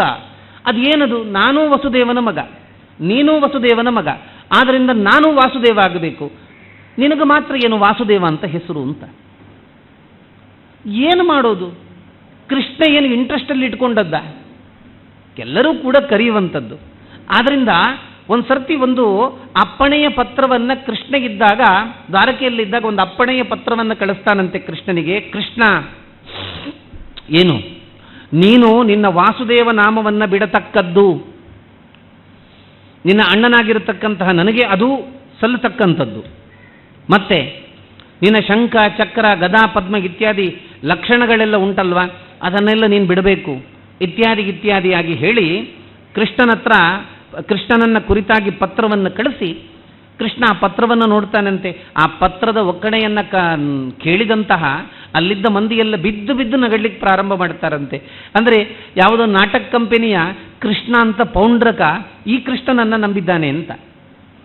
ಕೃಷ್ಣ ಹೇಳ್ತಾನೆ, ನಾನೇ ಬರ್ತೇನೆ ಅಲ್ಲಿಗೆ ಅಂತ. ನೀನು ಎಲ್ಲಿದ್ದಿ ಅಲ್ಲಿಗೆ ಬಂದು ನಾನೇ ಇದನ್ನೆಲ್ಲ ನಿನ್ನ ಕೈಯಲ್ಲಿ ಕೊಡುವಂಥ ಕೆಲಸವನ್ನು ಮಾಡ್ತೇನೆ, ನಾನು ಸರೆಂಡರ್ ಆಗ್ತೇನೆ ಅಂತ ಹೇಳುವ ರೀತಿಯಲ್ಲಿ ಕೃಷ್ಣ ಹೇಳ್ತಾನೆ. ಕೃಷ್ಣ ಇಲ್ಲದ ಸಂದರ್ಭದಲ್ಲಿ ಪೌಂಡ್ರಕ ಏನು ಮಾಡಿದ್ದ ಒಂದು ಸರ್ತಿ ಹೇಳಿದರೆ, ಕೃಷ್ಣನ ಅರಮನೆಯನ್ನು ಕೆಡವಬೇಕು ಅಂತ ಈ ಗುದ್ದಲಿಯೆಲ್ಲ ಇರ್ತದಲ್ವ, ಹಾರೆ ಗುದ್ದಲಿಗಳೆಲ್ಲ, ಅದನ್ನೆಲ್ಲ ಹಿಡ್ಕೊಂಡು ಬಂದು ಅರಮನೆಯನ್ನು ನಾಶ ಮಾಡಬೇಕು ಅಂತ ಪ್ರಯತ್ನ ಪಟ್ಟಿದ್ದಂತೆ. ಕೃಷ್ಣ ಇಲ್ದಿದ್ರು ಬಲರಾಮ ಇದ್ದ, ಅವನನ್ನು ಓಡಿಸುವ ಕೆಲಸವನ್ನು ಮಾಡಿದ. ಹೀಗೆ ಕೃಷ್ಣ ಯಾವಾಗ ಬರ್ತೇನೆ ಅಂತ ಹೇಳ್ತಾನೆ, ಆ ದಿವಸ ಕೃಷ್ಣ ಪೌಂಡ್ರಕನನ್ನು ಕಾಣಲಿಕ್ಕೆ ಅಂತ ಪೌಂಡ್ರಕನ ಹತ್ರ ಹೋದಾಗ ಅಲ್ಲೊಂದು ಆಶ್ಚರ್ಯ. ಇವತ್ತು ಕೃಷ್ಣ ಬರ್ತಾನಲ್ಲ, ಅವನಿಗೆ ಉರಿಬೇಕು ಅಂತ ಹೇಳಿ ಈ ಪೌಂಡ್ರಕ ಒಂದು ಚಿನ್ನದ ಗರುಡನನ್ನು ಮಾಡಿ ಅದರ ಮೇಲೆ ಕೂತ್ಕೊಂಡು ಕಿರೀಟವನ್ನು ಧರಿಸಿ, 2 ಕೈ ಇದೆ ಮತ್ತು 2 ಕೈ ಎಕ್ಸ್ಟ್ರಾ ಕಟ್ಕೊಂಡಿದ್ದ ಅಂತೆ. ನಾವು ಮೊನ್ನೆ ಹೇಳಿತ್ತಲ್ಲ, 2 ಎಕ್ಸ್ಟ್ರಾ ಕೈಗಳನ್ನು ಕಟ್ಟಿಕೊಂಡು ಹೀಗೆ ನಿಂತಿದ್ದಾನೆ. ಅಂದರೆ ನಾನು ನಿನ್ನಕ್ಕಿಂತ ಏನು ಕಡಿಮೆ ಇಲ್ಲ ಅಂತ. ಇದರೊಟ್ಟಿಗೆ ದಗ್ಧ ವಕ್ಷಸ್ಥಳಂ ಅಂತ, ಇಲ್ಲಿ ಕೃಷ್ಣ ಹುಟ್ಟಿದಾಗಲೇ ಶ್ರೀವತ್ಸ ಚಿಹ್ನೆ ಅನ್ನುವಂಥದ್ದೇನಿದೆ ಅದು ಸಹಜವಾಗಿ ಭಗವಂತನ ಲಕ್ಷಣದಲ್ಲಿ ಬಂದದ್ದು. ಇವನಿಗೆ ಎಲ್ಲ ಮಾಡಲಿಕ್ಕಾಯಿತು, ಅದು ಮಾಡಲಿಕ್ಕಾಗಲಿಲ್ಲ. ಅದಕ್ಕೇನು ಮಾಡಿಕೊಂಡ, ಒಂದು ಸಲಾಕೆಯನ್ನು, ಒಂದು ಲೋಹವನ್ನು ಸುಟ್ಟು ಅಲ್ಲಿಗೆ ಇಟ್ಕೊಂಡ. ವಿಚಿತ್ರವಾಗಿ ಕಾಣಲಿಕ್ಕೆ ಪ್ರಾರಂಭ ಆದ. ಇಂಥ ಪೌಂಡ್ರಕ ನಾನೇ ವಾಸುದೇವ, ನಾನೇ ಕೃಷ್ಣ, ನಾನೇ ಭಗವಂತ, ಅಹಮೇವ ಬ್ರಹ್ಮ ಅಂತ ಹೇಳ್ತಕ್ಕಂಥವನನ್ನು ಕೃಷ್ಣ ಸಂಹಾರ ಮಾಡ್ತಾನೆ. ಇದು ಬಹಳ ದೊಡ್ಡ ಸಂಗತಿ. ನಾನೇ ಬ್ರಹ್ಮ ಅಂತ ಹೇಳ್ತಕ್ಕಂಥವರಿಗೆ ಉತ್ತರ ಕೊಟ್ಟ ಕೃಷ್ಣ. ನಾನು ಯಾವತ್ತಿದ್ರೂ ಕೃಷ್ಣನ ದಾಸನೇ, ಅದಕ್ಕಿಂತ ಮೇಲಿನ ಸ್ಥಾನಕ್ಕೆ ಏರುವ ಯೋಗ ಭಾಗ್ಯ ನನಗೆ ಬೇಡವೇ ಬೇಡ, ನಾನು ಕೃಷ್ಣನ ದಾಸನೇ. ಈ ಭಾವ ಯಾರಲ್ಲಿ ಜಾಗೃತ ಆಗಿರ್ತದೆ ಅಂಥವನನ್ನು ಕೃಷ್ಣ ಸಲಹಿಸ್ತಾನೆ. ಯಾರು ನಾನೇ ದೇವರು ಅಂತ ಹೇಳ್ತಾ ತಿರುಗಾಡ್ಲಿಕ್ಕೆ ಪ್ರಾರಂಭ ಮಾಡ್ತಾನೆ, ಅವನಿಗಂತೂ ಕೃಷ್ಣನ ಪೆಟ್ಟಿನ ಗೇಟಿನ ರುಚಿ ಅನ್ನುವಂಥದ್ದು ಖಂಡಿತ ಸಿಗುವಂಥದ್ದಾಗ್ತದೆ ಅನ್ನುವಂಥದ್ದು ಪೌಂಡ್ರಕ ವಾಸುದೇವನಲ್ಲಿ. ಮತ್ತು ಬಾಣಾಸುರ, ಅವನ ಸಂಹಾರ. ಈ ಬಾಣಾಸುರ ರುದ್ರನ ಕುರಿತಾಗಿ ತಪಸ್ಸು ಮಾಡಿ 1000 ತೋಳನ್ನು ಪಡ್ಕೊಂಡಿದ್ದವ. ರುದ್ರ ನೃತ್ಯವನ್ನು, ಶಿವ ನೃತ್ಯವನ್ನು ಮಾಡ್ತಾ ಇರುವಾಗ ತನ್ನ 1000 ಕೈಗಳಲ್ಲಿ 1000 ವಾದ್ಯಗಳನ್ನು ಬಾರಿಸ್ತಾ ಅವನ ಮೆಚ್ಚುಗೆಗೆ ಪಾತ್ರನಾದಂಥವ ಬಲಿಪುತ್ರ, ಆ ವಂಶದಲ್ಲಿ ಬಂದವ. ಅದರಿಂದ ಏನಾಗಿದೆ ಹೇಳಿದರೆ, ಶಿವನನ್ನ ಕುರಿತಾಗಿ ಇಂಥ ಶಿವನ ಪ್ರೀತಿ ಸಂಪಾದನೆಗೆ ಒಂದಷ್ಟು ಕೆಲಸವನ್ನು ಮಾಡಿದಾಗ ಸುಪ್ರೀತನಾದಂತಹ ರುದ್ರ ಕೇಳ್ತಾ, ನಿನಗೇನು ಬೇಕು ಅಂತ, ಏನಾದರೂ ಒಳ್ಳೆ ವರ ಕೇಳಬೇಕಾ ಬೇಡವಾ? ಏನು ಹೇಳ್ತಾನೆ ಗೊತ್ತಾ ಬಾಣ, ನನಗೆ 1000 ಕೈಗಳನ್ನೇನೋ ಕೊಟ್ಟಿದ್ದಿ ನೀನು, ಆದರೆ ಆ ಕೈಗಳೊಡನೆ ಯುದ್ಧ ಮಾಡತಕ್ಕಂಥ ಒಬ್ಬ ಸಮರ್ಥ ಎದುರಾಳಿಯನ್ನು ಕೊಡಲಿಲ್ಲ, ಅಂಥ ಎದುರಾಳಿಯನ್ನು ಕೊಡು ರುದ್ರದೇವ ಅಂತ ಪ್ರಾರ್ಥನೆ ಮಾಡ್ತಾನೆ. ಅಹಂಕಾರ ಭಾರಿ ತಲೆಗೆ ಏರಿಬಿಟ್ಟಿದೆ ನಿನಗೆ. ಯಾವಾಗ ನಿನ್ನ ಧ್ವಜ ನಿನ್ನ ಕೇತು ಅನ್ನುವಂಥದ್ದು ಕೆಳಗೆ ಬೀಳುತ್ತದೆ. ಆವಾಗ ಒಬ್ಬ ಮಹಾನುಭಾವನಿಂದ ನಿನ್ನ ಸಂಹಾರ ಆಗ್ತದೆ, ನಿನ್ನ ಅವನತಿ ಆ ದಿವಸದಿಂದ ಪ್ರಾರಂಭ ಆಗ್ತದೆ ಅಂತ ಹೇಳಿ ರುದ್ರ ಕಳಿಸಿಕೊಟ್ಟಾದ ಮೇಲೆ ಇವನಿಗೊಬ್ಬ ಮಗಳು, ಬಾಣಾಸುರನ ಮಗಳು ಉಷೆ. ಅವಳು ಈ ಶಿವ ಮತ್ತು ಪಾರ್ವತಿ ಇವರಿಬ್ಬರು ಇರುವಂಥ ಹೊತ್ತಲ್ಲಿ ಅಲ್ಲೇನೋ ಚರ್ಚೆಯೋ ಗೋಷ್ಠಿಯೋ ಕಾರ್ಯಕ್ರಮವೋ ನಡೀತಾ ಇದ್ದಂಥ ಸಂದರ್ಭದಲ್ಲಿ ಕೂತ್ಕೊಂಡಿದ್ದಂತೆ, ಏನೋ ಯೋಚನೆ ಮಾಡ್ತಾ ಇದ್ದಾಳಂತೆ. ಪಾರ್ವತಿ ಹೇಳ್ತಾಳೆ, ಏನು ಯೋಚನೆ ಮಾಡ್ತಾ ಇದ್ದಿ ಉಷೆ? ಈ ಗಂಡ ಯಾರು ಸಿಗ್ತಾನೆ ನನಗೆ ಅಂತ ಯೋಚನೆ ಮಾಡ್ತಾ ಇದ್ದೀಯಾ ಅಂತ. ಪಾರ್ವತಿಯ ಮಾತನ್ನು ಕೇಳಿದ ಉಷೆಗೆ ನಾಚಿಕೆ ಆಗ್ತದೆ, ಲಜ್ಜಾಯುಕ್ತಳಾಗ್ತಾಳೆ. ಆವಾಗ ಪಾರ್ವತಿ ಮತ್ತೆ ಮುಂದಕ್ಕೆ ಹೇಳ್ತಾಳೆ, ಇನ್ನೇನು ಕೆಲವೇ ದಿವಸಗಳಲ್ಲಿ ಸ್ವಪ್ನದಲ್ಲಿ ಒಬ್ಬ ಹುಡುಗನನ್ನು ನೀನು ಕಾಣ್ತಿ, ಅದೇ ಹುಡುಗ ನಿನಗೆ ಗಂಡನಾಗಿ ಬರ್ತಾನೆ ಅಂತ. ಆ ಹಿನ್ನೆಲೆಯಲ್ಲೇ ಒಂದು ದಿವಸ ಉಷೆ ಸ್ವಪ್ನದಲ್ಲಿ ಪ್ರದ್ಯುಮ್ನನ ಮಗನಾಗಿರತಕ್ಕಂಥ ಅನಿರುದ್ಧನನ್ನು, ಸಾಕ್ಷಾತ್ ಮನ್ಮಥ ರೂಪ, ಅವನನ್ನು ನೋಡ್ತಾಳೆ. ಆದರೆ ನೋಡಿದರೆ ಹೇಳುವ ಅಂತ ಹೇಳಿದರೆ ಫೋಟೋ ಇಲ್ಲ. ಹೇಗೆ ಮಾಡೋದು? ಏನು ಕತೆ? ಸ್ವಪ್ನದಲ್ಲಿ ಯಾರನ್ನು ಕಂಡಿದ್ದೇನೆ ಅಂತ ಅವಳಿಗೆ ಒಬ್ಳಿಗೆ ಬಿಟ್ಟು ಮತ್ತೆ ಯಾರಿಗೂ ಗೊತ್ತಿಲ್ಲ. ಅವಳಿಗೊಬ್ಬಳು ಸಖಿ ಇದ್ಲಂತೆ, ಚಿತ್ರಲೇಖೆ ಅಂತ. ಚಿತ್ರಲೇಖೆ ಈ ವಿಷಯವನ್ನು ಹೇಳ್ತಾಳೆ. ಚಿತ್ರಲೇಖೆ ಚಿತ್ರ ಬರೆಯುವುದರಲ್ಲಿ ಬಹಳ ಎಕ್ಸ್ಪರ್ಟು. ಅವಳು ಆಗಿದ್ದಂತಹ ಎಲ್ಲ ಯುವರಾಜರ, ಎಲ್ಲ ರಾಜರ, ಚಕ್ರವರ್ತಿಗಳ ಪುತ್ರರ ಚಿತ್ರವನ್ನು ಬರೆದ ಕೊನೆಗೆ ಅನಿರುದ್ಧನನ್ನ, ಪ್ರದ್ಯುಮ್ನ ಪುತ್ರನಾಗಿರತಕ್ಕಂಥ ಅನಿರುದ್ಧನ ಚಿತ್ರವನ್ನು ಬರೆದಾಗ ಇವನೇ ಅಂತ ಹೇಳ್ತಾಳೆ. ಚಿತ್ರಲೇಖೆ ಮಹಾಮಾಯಾವಿ. ಅವಳೇನು ಮಾಡ್ತಾಳೆ, ಅನಿರುದ್ಧ ಇದ್ದಂತಹ ಜಾಗಕ್ಕೆ ತೆರಳಿ ಹಾಸಿಗೆ ಸಮೇತವಾಗಿ, ಅವ ಮಲ್ಕೊಂಡಿದ್ದಾಗ ಹಾಸಿಗೆ ಸಹಿತವಾಗಿ ಅನಿರುದ್ಧನನ್ನು ಎತ್ಕೊಂಡು ಬರ್ತಾಳೆ, ಅಂತಃಪುರದಲ್ಲಿಡ್ತಾಳೆ. ಗುಟ್ಟಾಗಿ ಈ ವಿಚಾರ ನಡೀತಾ ಇರ್ತದೆ. ಇದು ಒಂದು ಸರ್ತಿ ಬಾಣಾಸುರನಿಗೆ ಗೊತ್ತಾಗ್ತದೆ. ತಪ್ಪು ಅನಿರುದ್ಧನದ್ದು ಅಂತ ಬಾಣಾಸುರ ತಪ್ಪಾಗಿ ಭಾವಿಸ್ತಾನೆ. ಅವರಿಬ್ಬರ ಮಧ್ಯೆ ತುಂಬ ದೊಡ್ಡ ಕದನ ಏರ್ಪಡ್ತದೆ. ನಾಗಪಾಶವನ್ನು ಹಾಕಿ ಬಂಧಿಸ್ತಕ್ಕಂಥ ಕೆಲಸವನ್ನು ಮಾಡ್ತಾನೆ. ನಾರದರಿಂದ ಕೃಷ್ಣನಿಗೆ ಈ ವಿಷಯ ಗೊತ್ತಾಗ್ತದೆ. ಕೃಷ್ಣ ಮತ್ತು ಸಂಗಡಿಗರೆಲ್ಲ ಸೇರಿಕೊಂಡು ಬಂದು ಬಾಣಾಸುರನಲ್ಲಿ ಈ ವಿಷಯವನ್ನು ಅವನನ್ನು ಬಿಟ್ಟು ಬಿಡಿ ಅಂತ ಹೇಳುವಂಥದ್ದಾಗ್ತದೆ. ಕೇಳೋದಿಲ್ಲ. ಕೃಷ್ಣ ಮತ್ತು ಬಾಣಾಸುರರ ಮಧ್ಯದಲ್ಲಿ ಯುದ್ಧ ಪ್ರಾರಂಭ ಆಗ್ತದೆ. ಇಷ್ಟಾದಾಗ ಅವನಿಗೆ ಯಾವ ದೇವನ ವರಬಲ ಇತ್ತು, ರುದ್ರನೂ ಕೂಡ ತನ್ನ ಭಕ್ತನನ್ನು ಉಳಿಸಬೇಕು ಅಂತ ಯುದ್ಧಕ್ಕೆ ನಿಲ್ತಾನೆ. ರುದ್ರ ಮಾಘೇಶ್ವರ ಜ್ವರವನ್ನು ಪ್ರಯೋಗ ಮಾಡ್ತಾನೆ. ಕೃಷ್ಣ ಸುದರ್ಶನ ಜ್ವರವನ್ನು ಅದಕ್ಕೆ ಪ್ರತ್ಯುತ್ತರವಾಗಿ ಮತ್ತೆ ಪ್ರಹಾರ ಮಾಡಿದಾಗ ಸುಂಬ ಕೃಷ್ಣ ಮತ್ತು ರುದ್ರನ ನಡುವೆ, ಶಿವನಾರಾಯಣರ ನಡುವೆ ಈ ಯುದ್ಧ ಏರ್ಪಟ್ಟಾಗ ಕೊನೆಗೆ ಶಿವನಿಗೆ, ರುದ್ರನಿಗೆ ಬ್ರಹ್ಮದೇವರ ಮಾತಿನಿಂದಾಗಿ ಒಂದು ರೀತಿ ಆವೇಶಕ್ಕೊಳಗಾಗಿದ್ದ, ಮೋಹಕ್ಕೊಳಗಾಗಿದ್ದ. ಆದ್ದರಿಂದ ಕೃಷ್ಣನೊಡನೆ ಯುದ್ಧಕ್ಕೆ ಬಂದ. ಗೊತ್ತಾಗಿ ತಪ್ಪಾಯಿತು ಅಂತ ಕೇಳಿ ರುದ್ರನೂ ಕೂಡ ಪ್ರಾರ್ಥನೆ ಮಾಡ್ತಾನೆ, ನನ್ನ ಭಕ್ತನನ್ನು ಸಲಹತಕ್ಕಂತಹ, ಅನುಗ್ರಹ ಮಾಡತಕ್ಕಂತಹ ಕೆಲಸ ನಿನ್ನಿಂದ ಆಗಬೇಕು ಸ್ವಾಮಿ ಅಂತ. ಹಾಗೆ ಕೃಷ್ಣ ಮತ್ತೆ ಬಿಟ್ಟು ತೆರಳುವಂಥದ್ದಾಗ್ತದೆ. ಅನಿರುದ್ಧ ಮತ್ತೆ ಉಷೆಯನ್ನು ಕರ್ಕೊಂಡು ಬಂದು ತಮ್ಮ ಕಡೆಗೆ ಕರ್ಕೊಂಡು ಹೋಗ್ತಕ್ಕಂತಹ ಕೆಲಸ ಮಾಡುವಂಥದ್ದಾಗ್ತದೆ ಅಂತ. ಇದು ಬಾಣಾಸುರನ ಹಿನ್ನೆಲೆ. ಇನ್ನೊಬ್ಬ ಸಾಂಬ, ಜಾಂಬವತಿಯ ಮಗ, ಅವನದ್ದು ಇನ್ನೊಂದು ಕತೆ. ಅನಿರುದ್ಧನನ್ನು ಉಷೆ ಅಪಹಾರ ಮಾಡಿಕೊಂಡು ಬಂದರೆ ಈ ಸಾಂಬ ದುರ್ಯೋಧನನ ಮಗಳಾಗಿರತಕ್ಕಂಥ ಲಕ್ಷಣೆಯನ್ನು, ಅವಳನ್ನು ಸ್ವಯಂವರದಲ್ಲಿ ಅಪಹಾರ ಮಾಡ್ಕೊಂಡು ಬರ್ತಾನಂತೆ. ಅಪಹಾರ ಮಾಡ್ಕೊಂಡು ಬರ್ತಾನೆ, ಎಲ್ಲ ಆಗ್ತದೆ. ಈ ವಿಷಯ ದುರ್ಯೋಧನ ಅವನ ದುಷ್ಟ ಕೂಟಕ್ಕೆಲ್ಲ ತಿಳಿತದೆ. ಸಾಂಬನನ್ನು ಕುರಿತಾಗಿ ಯುದ್ಧಕ್ಕೆ ಅಂತ ಬರ್ತಾರೆ. ಬಹಳ ಪರಿಶ್ರಮ ಪಟ್ಟು ಸಾಂಬನನ್ನು ಹಿಡಿದು ಅವನನ್ನು ಬಂಧಿಸ್ತಾರೆ. ನಾರದರಿಂದ ಕೃಷ್ಣಾದಿಗಳಿಗೆ ಈ ವಿಷಯ ಗೊತ್ತಾಗ್ತದೆ. ಮತ್ತೆ ಕೃಷ್ಣ ಎಲ್ಲ, ಬಲರಾಮ ಇವರೆಲ್ಲ ಸೇರಿಕೊಂಡು ಅವನನ್ನು ಕರ್ಕೊಂಡು ಬರೋದು ಅಂತ ಸಂಕಲ್ಪ ಮಾಡುವಾಗ ಬಲರಾಮ ಹೇಳ್ತಾನೆ, ಬೇಡ ಬೇಡ, ನೀವೆಲ್ಲ ಬರೋದು ಬೇಡ, ದುರ್ಯೋಧನ ನನ್ನ ಶಿಷ್ಯ, ಆದ್ದರಿಂದ ನಾನು ಹೋಗಿ ಅವನಿಗೆ ಒಂದೆರಡು ಮಾತು, ಒಳ್ಳೆ ಮಾತನ್ನು ಹೇಳಿ ಬಿಡಿಸುವಂಥ ಕೆಲಸವನ್ನು ಮಾಡ್ತೇನೆ ಅಂತ. ಬಲರಾಮ ಹೋಗ್ತಾನೆ. ಹೋಗುವಾಗ ಮೊದಲು ಒಳ್ಳೆ ಆತಿಥ್ಯ ಸಿಕ್ಕಿತು. ಆದಮೇಲೆ ಬಲರಾಮ ಹೇಳ್ತಾನೆ, ನೋಡು, ನಮ್ಮ ಹುಡುಗ ನಿಮ್ಮ ಕೈಯವರಿಂದ ಬಂಧಿತನಾಗಿದ್ದಾನೆ, ಅವನನ್ನು ಬಿಡುವಂಥ ಕೆಲಸ ಮಾಡಬೇಕು. ಇದು ಉಗ್ರಸೇನನ ಆಜ್ಞೆ, ಅಪ್ಪಣೆ, ಅದರಿಂದ ಬಿಡುವಂಥದ್ದು. ದುರ್ಯೋಧನ ಮೊದಲೇ ಅಹಂಕಾರದ ಮೂರ್ತಿ. ಈ ಮಾತನ್ನು ಹೇಳ್ತಾ ಇರೋದು ಸ್ವಯಂ ತನ್ನ ಗುರುವಾದರೂ ಕೂಡ ಅವ ಹೇಳ್ತಾನೆ, ಗೊಲ್ಲರಿಗೂ ಕೂಡ ಆಜ್ಞೆ ಕೊಡುವಷ್ಟು ದೊಡ್ಡ ಸ್ಥಿತಿ ಬಂತಲ್ಲ, ನಮಗೆಲ್ಲ ನಮ್ಮ ಕೃಪೆಯಿಂದ ಬಾಳ್ತಕ್ಕಂಥವರು ನೀವೆಲ್ಲ, ನಾವೆಲ್ಲ ಬಿಟ್ಟದ್ರಿಂದ ಇವತ್ತು ನಿಮಗೆ ಭೂಮಿ ಉಂಟು. ನಾವು ಬಿಡಲಿಲ್ಲ ಹೇಳಿದರೆ ಭೂಮಿಯಲ್ಲಿಂದ, ನಮ್ಮ ಭೂಮಿಯನ್ನು ನೀವು ಆಳ್ತಾ ನಮಗೇ ಮತ್ತೆ ಆಜ್ಞೆ ಕೊಡುವಷ್ಟಕ್ಕೆ ದೊಡ್ಡ ಮಷ್ಟಿಗೆ ಬಂದ್ರಲ್ಲ, ಹೋಗಿ ಅಂತ ಹೇಳಿ ಸಸಾರದ ಮಾತನ್ನಾಡ್ತಾನಂತೆ. ಬಲರಾಮ ನಿಜವಾಗಿ ಬಲ ಇದ್ದ ರಾಮ. ನಮ್ಮದೆಲ್ಲ ಹೆಸರು ಮತ್ತು ನಮ್ಮ ಗುಣ, ನಮ್ಮ ತಾಕತ್ತಿಗೆ ಸಂಬಂಧವೇ ಇರೋದಿಲ್ಲ. ಕ್ಷೀರಸ್ವಾಮಿ ಅಂತ ಹೆಸರಿದ್ದವನ ಮನೆಯಲ್ಲಿ ಹಾಲಿರ್ತದೋ ಇಲ್ಲವೋ ಗ್ಯಾರಂಟಿ ಇಲ್ಲ. ಆದರೆ ಬಲರಾಮನ ಹೆಸರು ನೋಡಿ, ಅದು ಎಲ್ಲ ಸಂದರ್ಭದಲ್ಲೂ ಕೂಡ ಆ ಹೆಸರನ್ನುವಂಥದ್ದು ಅವನಲ್ಲಿ ಅದು ವಿಶೇಷವಾಗಿ ಅಭಿವ್ಯಕ್ತ ಆಗ್ತಾ ಇತ್ತು. ಬಲರಾಮ ಹೇಳ್ತಾನೆ, ಹೌದಾ, ಕಳಿಸೋದಿಲ್ವಾ, ನಾನು ಯಾರು ಅಂತ ನೋಡಿಯೇ ಬಿಡು ನೀನು ಅಂತ ಹೇಳಿ. ಬಲರಾಮನ ಆಯುಧ ಯಾವುದು? ನೇಗಿಲು.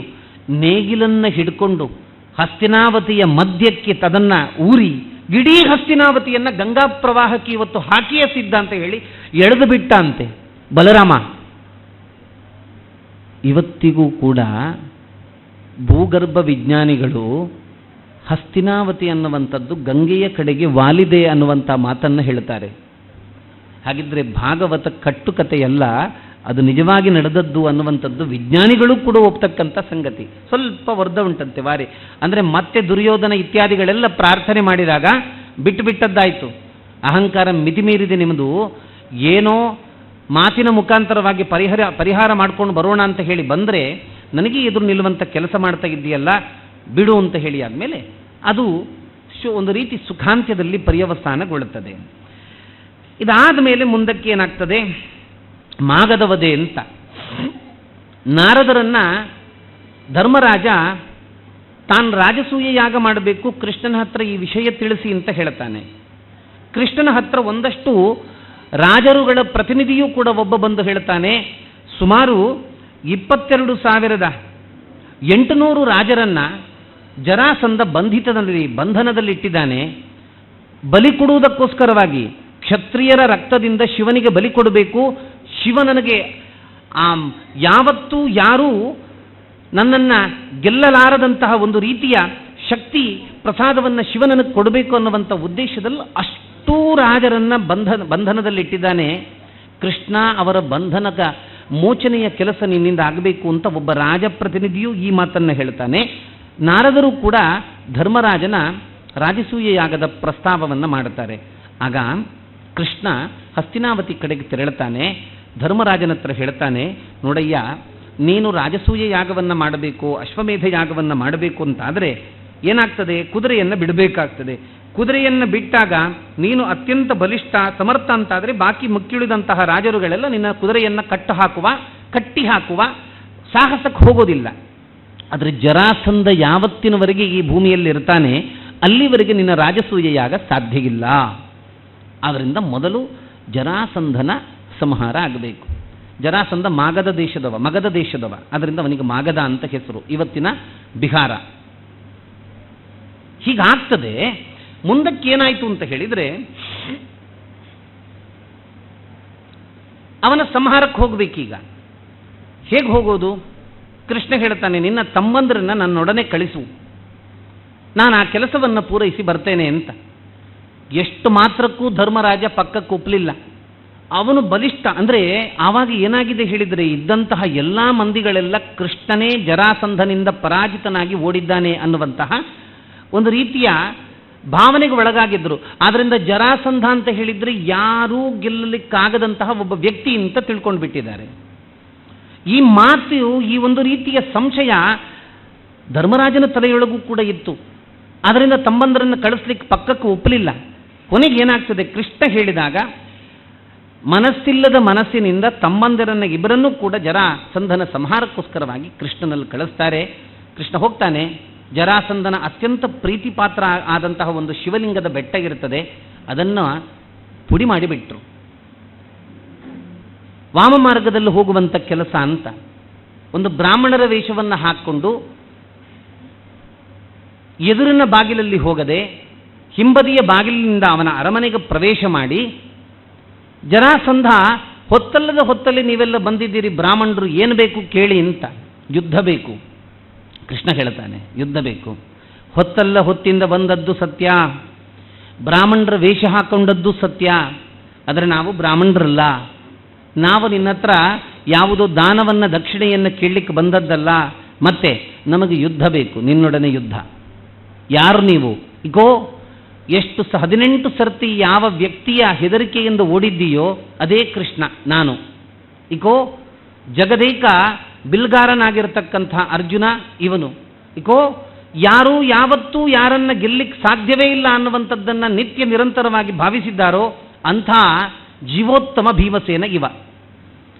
ನಮ್ಮ ಮೂವರಲ್ಲಿ ಒಬ್ಬನನ್ನು ಆಯ್ಕೆ ಮಾಡ್ಬೋದು ನೀನು ಅಂತ ಯುದ್ಧಕ್ಕೆ. ಜರಾಸಂಧ ಭೀಮನನ್ನು ಆಯ್ಕೆ ಮಾಡ್ತಾನೆ. ಕಾರಣ ಎಷ್ಟೇ, ಕೃಷ್ಣನ ಹತ್ರ ಅವನಿಗೆ ನಿಜವಾಗಿ ಸಂಶಯ ಇದೆ, ಸಾಧ್ಯವೇ ಇಲ್ಲ ಈ ಮನುಷ್ಯನ ಹತ್ರ ಯುದ್ಧ ಮಾಡಿ ಗೆಲ್ಲಿಕ್ಕೆ ಅಂತ ಬಿಟ್ಟುಬಿಟ್ಟ. ಅರ್ಜುನನನ್ನ ಏನು ಅವನನ್ನು ಯುದ್ಧಕ್ಕೆ ಆಹ್ವಾನ ಕೊಡ್ಬೋದಿತ್ತು, ಅವನನ್ನು ಸೆಲೆಕ್ಟ್ ಮಾಡ್ಬೋದಿತ್ತು. ಆದರೆ ಭೀಮನನ್ನು ಮಾಡ್ತಾನೆ. ಯಾಕೆ ಗೊತ್ತಾ? ಒಂದು ಸ್ವಾರಸ್ಯ ನೋಡಿ, ಜರಾಸಂಧನ ತಲೆಯಲ್ಲಾಗ ಹೊಳೆದದ್ದು, ನನಗೆ ಭೀಮನೊಡನೆ ಸತ್ರೂ ಕೂಡ ಕೀರ್ತಿ, ಗೆದ್ರೂ ಕೂಡ ಕೀರ್ತಿ, ಆದ್ದರಿಂದ Bheema is the right person ಅಂತ, ಅವ ನಿಜವಾಗಿ ನನಗೆ ಸರಿಯಾದಂತಹ ವ್ಯಕ್ತಿ ಅಂತ ಹೇಳಿ ಭೀಮನನ್ನ ಅವ ಆರಿಸ್ತಾನೆ. ಯುದ್ಧ ನಡೀತದೆ. ಅಲ್ಲೂ ಕೂಡ ಕೃಷ್ಣನ ಒಂದು ರೀತಿಯ ಚತುರತೆಯಿಂದಾಗಿ ಭೀಮ ಜೀವೋತ್ತಮ ಸರ್ವೋತ್ತಮನ ಮಾತ ಅಣತಿಯಂತೆ ಈ ಜರಾಸಂಧನ ಸಂಹಾರವನ್ನು ಮಾಡುವಂತಾಗ್ತದೆ. ಮುಂದಕ್ಕೆ ಧರ್ಮರಾಜನ ಯಾವ ರಾಜಸೂಯ ಯಾಗ ಇದೆ ಅದನ್ನು ಮುಂದುವರಿಸುವಂಥ ಕೆಲಸ ಆಗ್ತದೆ. ಬಹಳ ಆಶ್ಚರ್ಯ ಆಗ್ತದೆ. ರಾಜಸೂಯ ಯಾಗದಲ್ಲ ಒಬ್ಬರೊಬ್ಬರಿಗೆ ಒಂದೊಂದು ಜವಾಬ್ದಾರಿಯನ್ನು ಕೊಟ್ಟಿದ್ರಂತೆ. ಕೃಷ್ಣ ಏನು ಮಾಡಿದ ಗೊತ್ತಾ? ಆಶ್ಚರ್ಯ. ಕೃಷ್ಣ ಬಂದ ಮಹಾನುಭಾವರ ಕಾಲು ತೊಳೆಯುವ ಕೆಲಸವನ್ನು ಭಗವಂತ ಮಾಡ್ತಾನಂತೆ. ಕೃಷ್ಣ ಕಾಲು ತೊಳೆಯುವ ಕೆಲಸವನ್ನು ಮಾಡಿದ. ಎಂಥ ಕೃಷ್ಣ, ಎಂಥ ಕೃಷ್ಣ! ನಿತ್ಯ ನಾವು ಬೆಳಿಗ್ಗೆ ಕಾಲನ್ನು ತೊಳೆದು ಯಾವ ಮಹಾನುಭಾವನ ಸಂಸ್ಮರಣೆಯನ್ನು ಮಾಡಿ ನಮ್ಮ ಆಯಸ್ಸು, ನಮ್ಮ ಯಶಸ್ಸು, ನಮ್ಮ ಶ್ರೇಯಸ್ಸು, ನಮ್ಮ ಭವಿಷ್ಯ ಎಲ್ಲವೂ ಉಜ್ವಲವಾಗಿರಲಿ ಅಂತ ಯಾವ ಮಹಾನುಭಾವನಲ್ಲಿ ನಾವು ಪ್ರಾರ್ಥನೆ ಮಾಡ್ತೇವೆ, ಆ ಮಹಾನುಭಾವ ತಾನು ಅವತಾರವನ್ನು ಮಾಡಿದಾಗ ಮಂದಿಗಳ ಒಳಗೆ ಮಹಾನುಭಾವ ಇದ್ದಾರೆ ಅಂತ ಭಾವಿಸ್ಕೊಂಡು ಕಾಲು ತೊಳೆದ ಅಲ್ವಾ? ಕೃಷ್ಣ ಹೇಳುತ್ತಾನೆ, ಅಯ್ಯ ನೀನು ಆ ಸಿಂಹಾಸನವನ್ನು ಏರು ಅಂತ ಹೇಳಿದರೆ ಅಹಂ ಸಗೇವ ಗೋಪಾಲಹ ಅಂತ. ನಾನು ಗೊಲ್ಲರಿ ದನ ಕಾಯ್ಲಿಕ್ಕೆ ಬಂದವ ಅಂತ ಕೃಷ್ಣ ಹೇಳ್ತಾನೆ. ಎಷ್ಟೆಷ್ಟು ಸಂದರ್ಭ ಬಂದಿತ್ತ ಆ ಪುಣ್ಯಾತ್ಮನಿಗೆ. ಕಂಸ ಸತ್ತಾಗ, ನರಕಾಸುರ ಸತ್ತಾಗ, ಮತ್ತೆ ಜರಾಸಂಧ ಸತ್ತಾಗ, ಮುಂದಕ್ಕೆ ಪಾಂಡವರ ಯುದ್ಧದ ಮೇಲೆ ವಿಜಯ ಸಾಧಿಸಿದಾಗ, ಎಲ್ಲೆಲ್ಲ ಸಂದರ್ಭದಲ್ಲಿ ಇಂಥದ್ದೊಂದು ಅವಕಾಶ ಬಂದಾಗಲೂ ಕೂಡ ಕೃಷ್ಣ ಅದು ಎಲ್ಲ ಸಂದರ್ಭದಲ್ಲೂ ನನಗೆ ಸಿಂಹಾಸನ ಬೇಡ, ನನಗೆ ಸಿಂಹಾಸನ ಬೇಡ, ನಾನು ಬರಿಯ ಗೊಲ್ಲ, ಅಹಂ ಸಗೇವ ಗೋಪಾಲಹ ಅಂತ ಹೇಳಿಕೊಂಡು ಹಾಗೇ ಬದುಕಿದ ಅಲ್ವ. ಇದು ಕೃಷ್ಣನ ಅದ್ಭುತ ಆಗಿರತಕ್ಕಂತಹ ವೈಚಿತ್ರ್ಯಪೂರ್ಣ ಆಗಿರತಕ್ಕಂತಹ ವ್ಯಕ್ತಿತ್ವ ಅನ್ನುವಂಥದ್ದು ಶಾಸ್ತ್ರಕಾರರ ಅಂಬೋಣ. ಮತ್ತೆ ಮುಂದಕ್ಕೆ ಕುಚೇಲ ಉಪಾಖ್ಯಾನ ಬರುತ್ತದೆ. ಕೃಷ್ಣನ ಮೈತ್ರಿ ಎನ್ನುವಂಥದ್ದು ಹೇಗಿರುತ್ತದೆ ಅಂತ. ಕೃಷ್ಣನಿಗೊಬ್ಬ ಮಿತ್ರ ಇದ್ದ. 64 ದಿವಸಗಳ ಕಾಲ ಕೃಷ್ಣ ಸಾಂದೀಪಿನಿ ಗುರುಕುಲದಲ್ಲಿ ವಿದ್ಯಾಭ್ಯಾಸ ಮಾಡಿದ್ದು ಹೌದಾದರೂ ಕೂಡ ಆಗ ಅಷ್ಟು ವಿದ್ಯೆಯೊಡನೆ ಒಂದಷ್ಟು ಪರಮ ಮೈತ್ರಿ ರೂಪದ ಮಿತ್ರರನ್ನು ಕೂಡ ಸಂಪಾದನೆ ಮಾಡಿಕೊಂಡಿದ್ದ. ಆ ಮಿತ್ರರ ಪೈಕಿ ಒಬ್ಬ ಕುಚೇಲ ಅಂತ. ಕುಚೇಲ ಅಂತವನ ಹೆಸರಲ್ಲ, ಸುಧಾಮ ಅಂತವನ ಹೆಸರು. ಕುಚೇಲ ಹೇಳಿದರೆ ಕೆಟ್ಟ ವಸ್ತ್ರದವ ಅಂತ. ಯಾವ ಅಪ್ಪ ಅಂತ ಹೆಸರನ್ನು ಇಡ್ತಾನೆ ಮಕ್ಕಳಿಗೆ? ಸುಧಾಮ ಒಳ್ಳೆಯ ಮನೆ ಇರುವವ ಅಂತ ಹೆಸರಿಟ್ಟದ್ದು.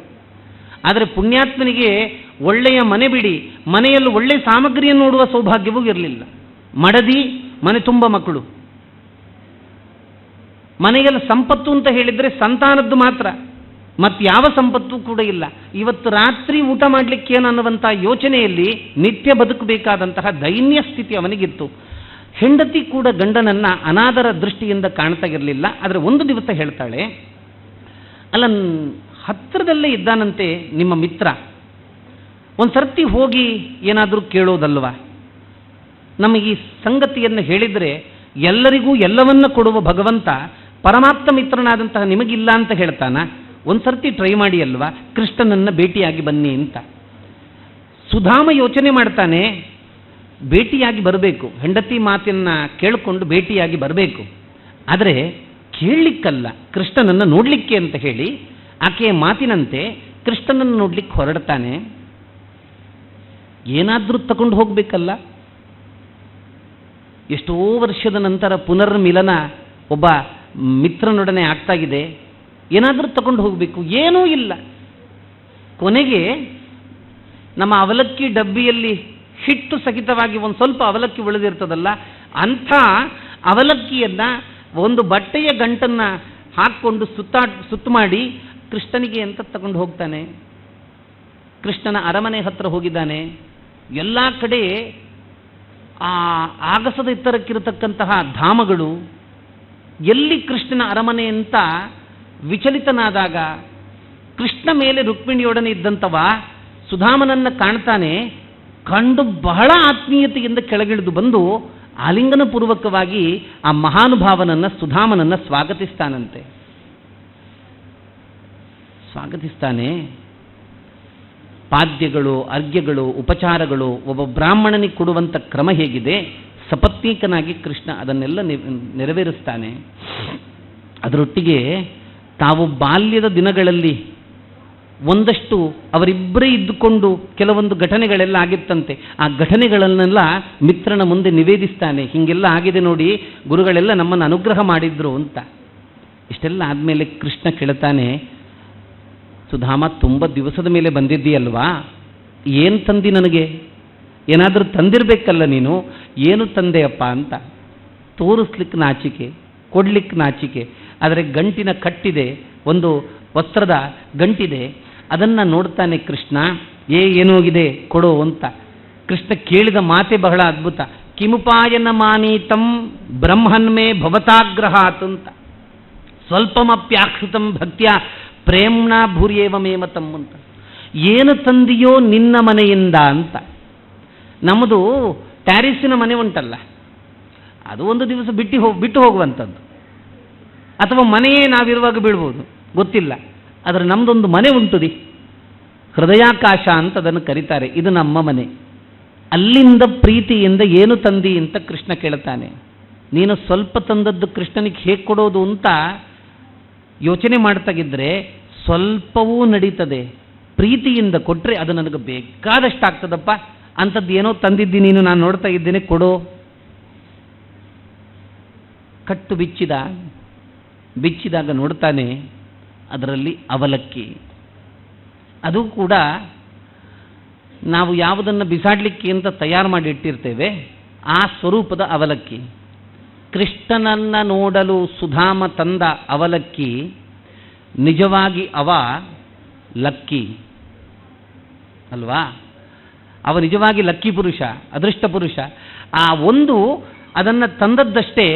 ಕೃಷ್ಣ ಅದನ್ನು ಕೈಯಲ್ಲಿ ಹಿಡ್ಕೊಂಡು ತಿಂದು ರುಕ್ಮಿಣಿ ಹತ್ರ ಹೇಳ್ತಾನಂತೆ, ಏನು ರುಚಿ, ನಾನು ಇಷ್ಟರವರೆಗೆ ಇಂಥದ್ದು ತಿನ್ನಲಿಲ್ಲ ಅಂತ.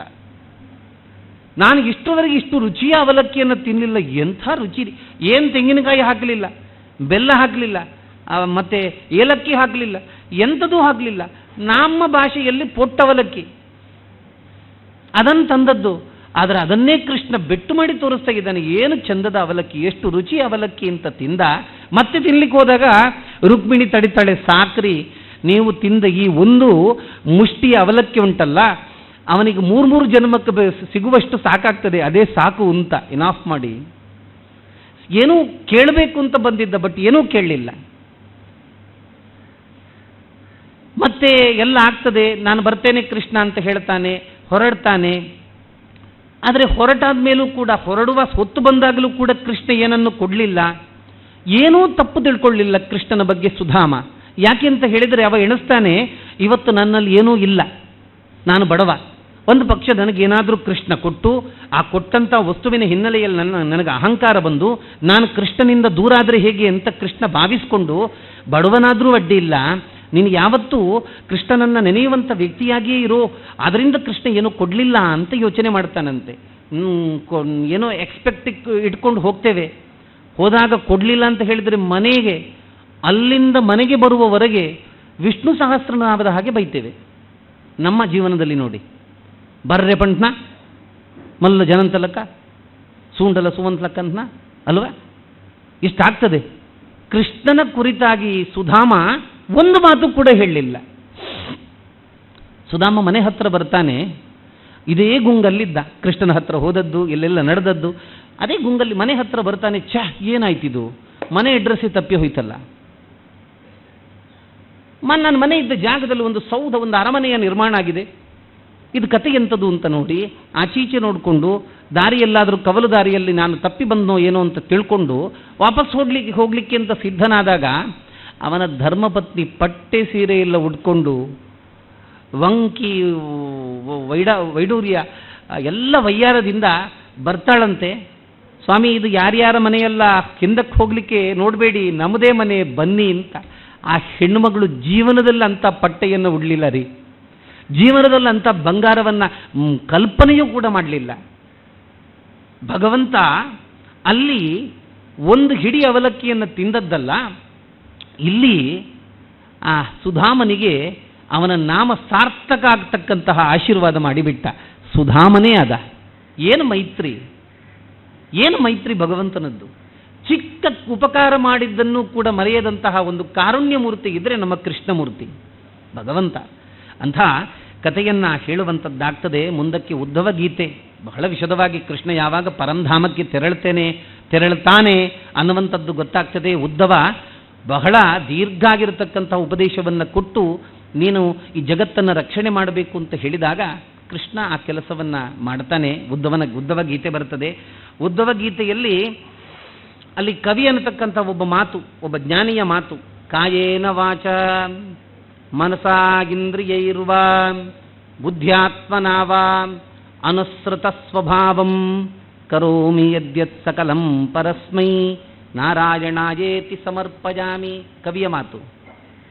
ಏನು ಮನಸ್ಸಿನಲ್ಲಿ ಯೋಚನೆ ಮಾಡ್ತೇನೆ, ಏನು ಬಾಯಲ್ಲಿ ಹೇಳ್ತೇನೆ, ಏನು ನನ್ನ ಶರೀರದಲ್ಲಿ ಕ್ರಿಯೆ ಆಗ್ತದೆ, ಅದು ಜ್ಞಾನ ಇಂದ್ರಿಯದಿಂದಲೋ ಕರ್ಮೇಂದ್ರಿಯದಿಂದಲೋ ಕಳತ್ರ ಪುತ್ರ ಮಿತ್ರಮುಖದಿಂದಲೋ ಯಾವ ರೀತಿಯಿಂದ ಬೇಕಿದ್ರೆ, ಏನು ಕೆಲಸ ಬೇಕಿದ್ರೆ ಆಗಿರಲಿ, ಅದೆಲ್ಲವನ್ನೂ ಕೂಡ ನಾನು ಭಗವಂತನಿಗೆ ಸಮರ್ಪಣೆ ಮಾಡುವಂತಹ ರೀತಿಯಲ್ಲಿ ಆ ಕೈಂಕರ್ಯವನ್ನು ನಡೆಸ್ತೇನೆ ಅನ್ನತಕ್ಕಂಥ ಮಾತು ಕವಿ ಹೇಳ್ತಾನೆ. ಮತ್ತೆ ಜಾಯಂತೆಯ ಆ ಆಖ್ಯಾನ ಬರ್ತದೆ, ಕಲಿಯುಗದ ವರ್ಣನೆ ಬರ್ತದೆ. ಕಲಿಯುಗವೂ ಕೂಡ ಶ್ರೇಷ್ಠ ಅಂತ ಹೇಳ್ತಾರೆ. ಕೃತಯುಗದಲ್ಲಿ ಎಷ್ಟೋ ವರ್ಷ ತಪಸ್ಸು ಮಾಡಬೇಕಿತ್ತು, ತ್ರೇತಾಯುಗದಲ್ಲೆಲ್ಲ ಯಜ್ಞಗಳನ್ನು ಮಾಡಬೇಕಿತ್ತು, ಮತ್ತು ದ್ವಾಪರ ಯುಗದಲ್ಲೆಲ್ಲ ಮತ್ತಷ್ಟು ಮಗದಷ್ಟು ಜಪ ಇತ್ಯಾದಿಗಳನ್ನು ಮಾಡಬೇಕಿತ್ತು. ಆದರೆ ಕಲಿಯುಗದಲ್ಲಿ ಭಕ್ತ್ಯಾ ಕೃಷ್ಣ ಪುರಸ್ಥಿತ ಅಂತ, ಕಲೌ ಭಕ್ತಿ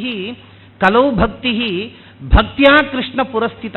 ಭಕ್ತಿಯಿಂದ ಕೃಷ್ಣ ಅಂತ ಹೇಳಿದರೆ ಸಾಕ್ರಿ, ಕೃಷ್ಣ ಎದುರು ಬಂದು ನಿಲ್ತಾನೆ.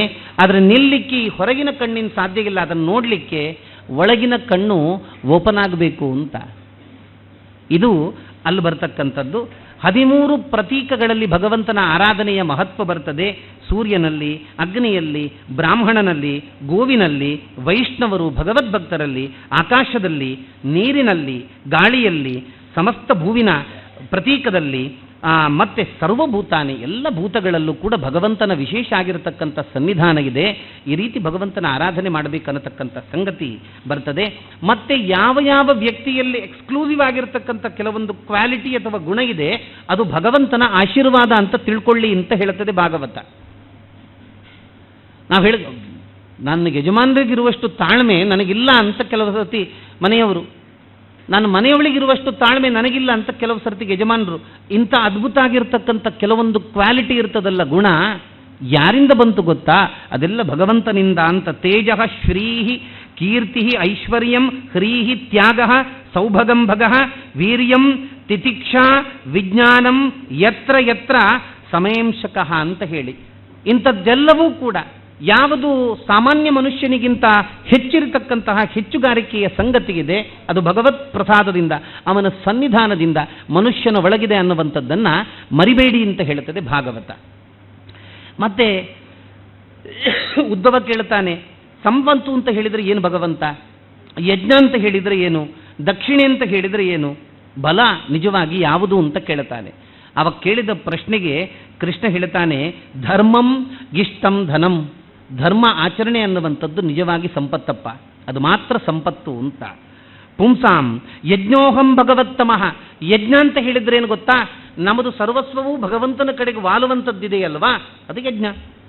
ದಕ್ಷಿಣಾ ಜ್ಞಾನ ಸಂದೇಶ. ದಕ್ಷಿಣೆ ಯಾವುದು ಗೊತ್ತಾ?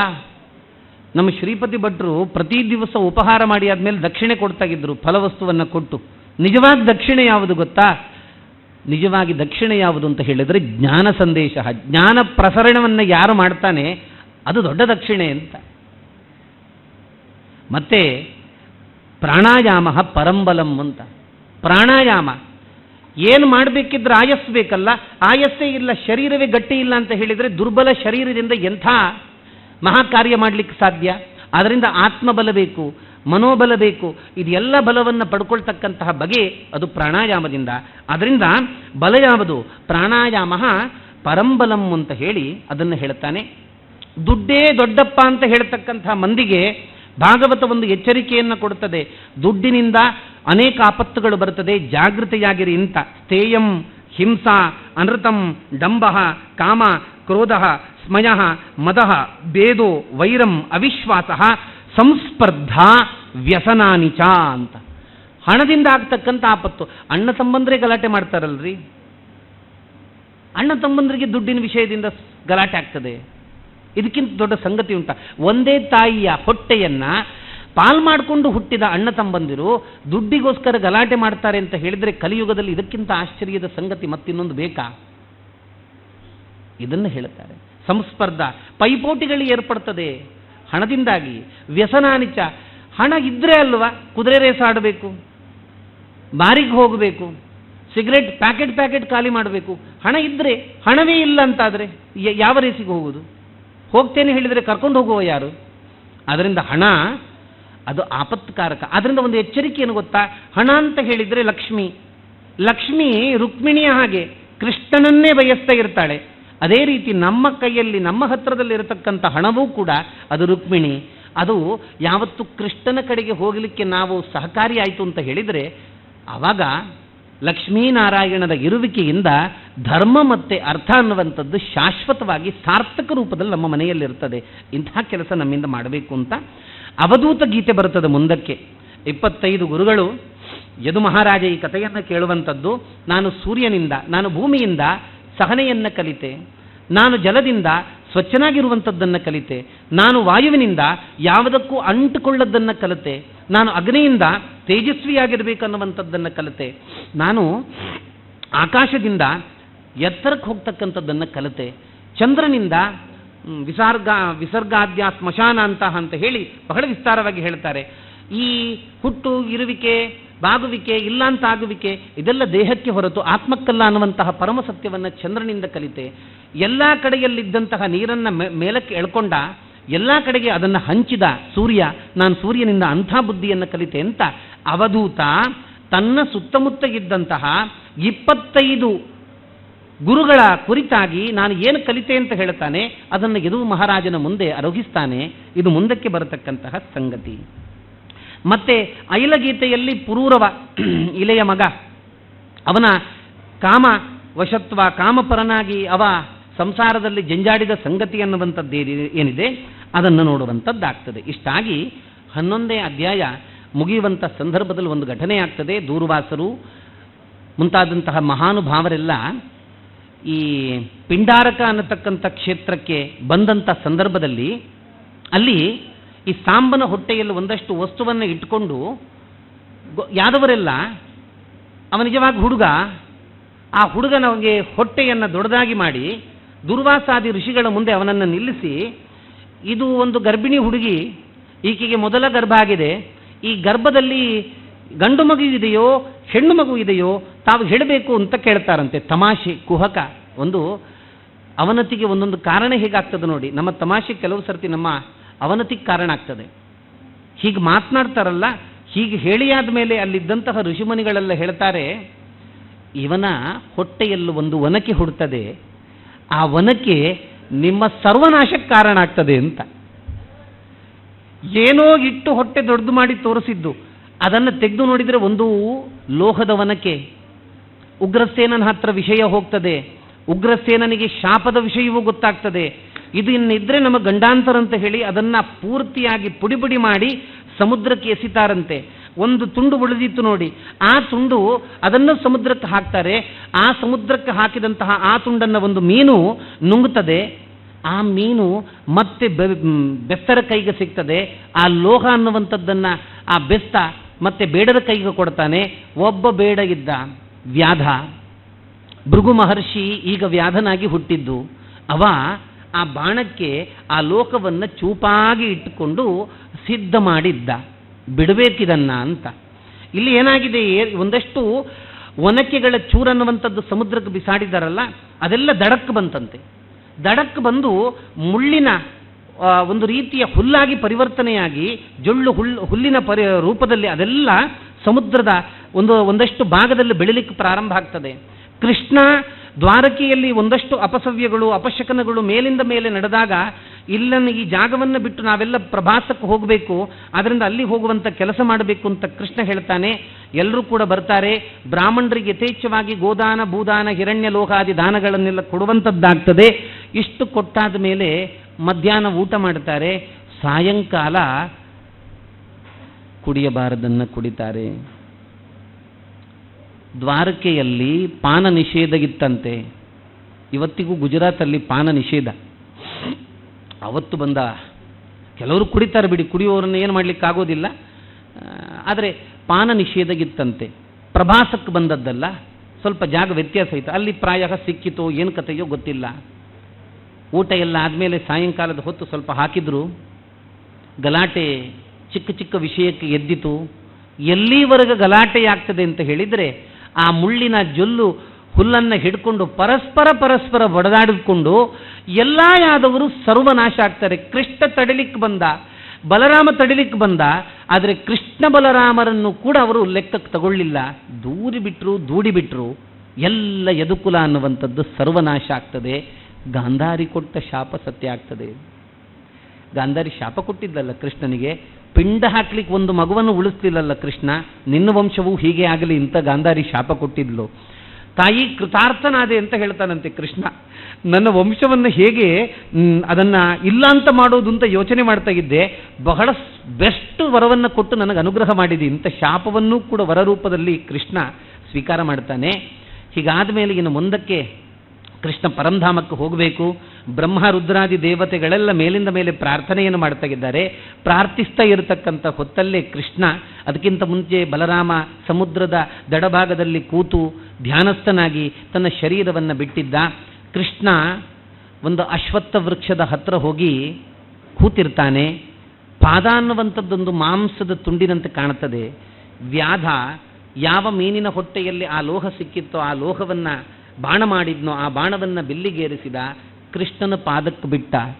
ನಿಜವಾಗಿ ಪಾದಕ್ಕೆ ಬಿಟ್ಟದ್ದು ಸಾವಿಗೆ ಕಾರಣ ಆಗಬೇಕು ಅಂತ ಏನಿಲ್ಲ ಅಲ್ವಾ? ಎಲ್ಲಿಗೆ ಬಿಟ್ಟರೆ ವಿಷಗಿತ್ತು ಅನ್ನುವಂಥದ್ದು ಎರಡನೇ ವಿಚಾರ. ಹಾಗಿದ್ರೂ ಕೂಡ ಅದನ್ನು ಪರಿಹಾರ ಮಾಡ್ಕೊಳ್ಳಿಕ್ಕೆ ಆಗ್ತದೆ. ಆದರೆ ಕೃಷ್ಣ ಆ ವ್ಯಾಧನನ್ನು ಭೃಗು ಮಹರ್ಷಿಯನ್ನು ನಿಮಿತ್ತ ಮಾಡಿಕೊಂಡು ತಾನು ಮಹಾಪ್ರಸ್ಥಾನವನ್ನು ಗೈತಾನೆ, ಪರಂಧಾಮಕ್ಕೆ ತೆರಳುತ್ತಾನೆ. ವ್ಯಾಧನ ಭಾಗ್ಯ ಏನು ಗೊತ್ತಾ? ಕೃಷ್ಣ ಪ್ರಾಣ ಬಿಡುವಾಗಲೂ ಶಂಖಚಕ್ರ ಗದಾಧಾರಿಯಾಗಿ ಪೀತಾಂಬರಧಾರಿಯಾಗಿ ಶ್ರೀಹರಿ ಕಂಗೊಳಿಸ್ತಾ ಇದ್ದ. ಇಂಥ ರೂಪವನ್ನು ಕಂಡದ್ದು ಇಡೀ ಕೃಷ್ಣನ 106 ವರ್ಷ 5 ಅಥವಾ 6 ತಿಂಗಳಿನವರೆಗೆ ಇಬ್ಬರಿಗೆ ಮಾತ್ರ. ಒಂದು ವಸುದೇವ, ಮತ್ತೊಂದು ಜರಾವ್ಯಾಧ. ಕೃಷ್ಣ ಹೊರಟ. ಈ ವಿಷಯ ಅನ್ನುವಂಥದ್ದು ಮತ್ತೆ ಮುಂದಕ್ಕೆಲ್ಲ ಗೊತ್ತಾಗುವಂಥದ್ದಾಗ್ತದೆ. ಅವನನ್ನು ನೋಡಿ ಮತ್ತೆ ರುಕ್ಮಿಣಿ ಜಾಂಬವತಿಯರು ಕೂಡ ದೇಹತ್ಯಾಗವನ್ನು ಮಾಡುತ್ತಾರೆ. ಅಷ್ಟಮಹಿಷಿಯರು ಕೂಡ ಕೃಷ್ಣನ ಒಟ್ಟಿಗೆ ಅಂದರೆ ತಮ್ಮ ಪ್ರಾಣತ್ಯಾಗವನ್ನು ಮಾಡುತ್ತಾರೆ. ಆ ಏನೋ 16,000 ಮಂದಿ ಹೆಣ್ಣುಮಕ್ಕಳೆಲ್ಲ ಇದ್ದರು, ಅವರು ಮತ್ತೆ ಸಾಯೋದಿಲ್ಲ. ಅವರನ್ನು ಕರ್ಕೊಂಡು ಅರ್ಜುನ ಹೊರಡ್ತಾ ಇದ್ದದ್ದು. ನಾವು ಮೊದಲ ದಿವಸ ಕೇಳಿತ್ತಲ್ಲ, ಅರ್ಜುನ ದ್ವಾರಕೆಗೆ ಹೋಗಿ ಕೃಷ್ಣನ ಹೆಂಡತಿಯರನ್ನು ಕರ್ಕೊಂಡು ಬಂದಿದ್ದ ಅಂತ, ಈ ಉಳಿದಂಥ ಹೆಣ್ಣುಮಕ್ಕಳನ್ನು ಕರ್ಕೊಂಡು ಬಂದದ್ದು ಅಂತ. ಹೀಗಾಗ್ತದೆ. ಅವತಾರ ಪರಿಸಮಾಪ್ತಿಯಾಯಿತು. ಕಲಿಯುಗದ ವರ್ಣನೆ, ಕಲಿಯುಗದ ರಾಜ ಮಹಾರಾಜರ ಮನಸ್ಥಿತಿ ಹೇಗಿರ್ತದೆ. ಭಾಗವತ ಹೇಳುತ್ತದೆ, ಕಲಿಯುಗದಲ್ಲಿ ರಾಜರ ಮನಸ್ಥಿತಿ ಹೇಗೆ ಅಂತ ಹೇಳಿದರೆ, ನಾನು ಹೋದ ಮೇಲೆ ನನ್ನ ಮಗನೇ ಆಳ್ವಿಕೆಗೆ ಬರಬೇಕು ಅಂತ ಎಲ್ಲ ರಾಜರು ಬಯಸ್ತಾ ಇರ್ತಾರೆ ಅಂತ. ಎಂಥ ರಿಲೆವೆಂಟ್ ಸಂಗತಿ ನೋಡಿ ಹೇಳಿದ್ದು ಭಾಗವತ. ನಂದಾಯ್ತು 75 ವರ್ಷ 80 ವರ್ಷ, ಇನ್ನು ಯಾರಾಗಬೇಕು? ನನ್ನ ಮಗನೇ ಬರಬೇಕು ಅಂತ.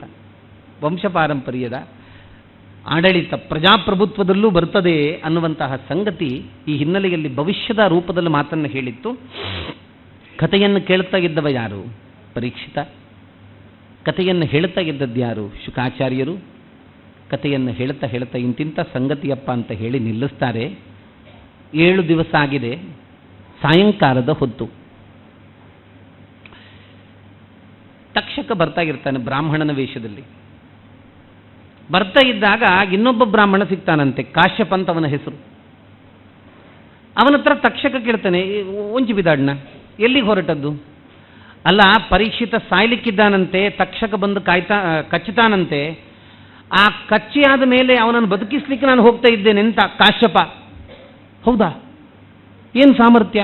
ನನ್ನ ಹತ್ರ ವಿಷಹಾರಿ ಔಷಧ ಉಂಟಪ್ಪ, ಆ ಔಷಧದ ಸಹಾಯದಿಂದ ನಾನು ಯಾರನ್ನು ಬೇಕಿದ್ರೆ, ವಿಷದಿಂದ ಮರಣ ಹೊಂದತಕ್ಕಂಥ ಯಾರನ್ನು ಬೇಕಿದ್ರೆ ಬದುಕಿಸ್ತೇನೆ ಅಂತ ಹೇಳ್ತಾನಂತೆ. ಹೌದಾ? ತೋರಿಸು ನೋಡುವ. ಹೇಗೆ ತೋರಿಸೋದು? ಹಾವು ಬಂದು ಕಚ್ಚಬೇಕಲ್ಲ. ಅಯ್ಯೋ, ನಾನೇ ಅಪ್ಪ ತಕ್ಷಕ ಅಂತ ಹೇಳಿ ಬಲಿಷ್ಠ ಆಗಿರತಕ್ಕಂಥ ತನ್ನ ವಿಷಹಲ್ಲಿನಿಂದ ಒಂದು ಮರಕ್ಕೆ ಕಚ್ಚುತ್ತಾನಂತೆ. ಮರ ಕ್ಷಣ ಮಾತ್ರದಲ್ಲಿ ಭಸ್ಮೀಭೂತ ಆಗ್ತದೆ. ಈ ಕಾಶ್ಯಪ ಅನ್ನತಕ್ಕಂಥ ಬ್ರಾಹ್ಮಣ ತನ್ನ ಔಷಧದ ಪ್ರಯೋಗವನ್ನು ಮಾಡ್ತಾನಂತೆ, ನಿಮಿಷ ಮಾತ್ರದಲ್ಲಿ ಮರ ಏಳ್ತದಂತೆ. ತಕ್ಷಕ ಯೋಚನೆ ಮಾಡ್ತಾನೆ, ಓ, ಇದು ಸ್ವಲ್ಪ ಡೇಂಜರ್ ಪರ್ಸನ್, ಇವ ಬಂದರೆ ಈಗ ಅವನ ವರ ಅನ್ನುವಂಥದ್ದು ಪೂರ್ತಿ ಆಗೋದಿಲ್ಲ. ಶೃಂಗಿ ವರ ಶಾಪ ಕೊಟ್ಟಿದ್ದ, ಅದು ಕೆಲಸ ಆಗೋದಿಲ್ಲ.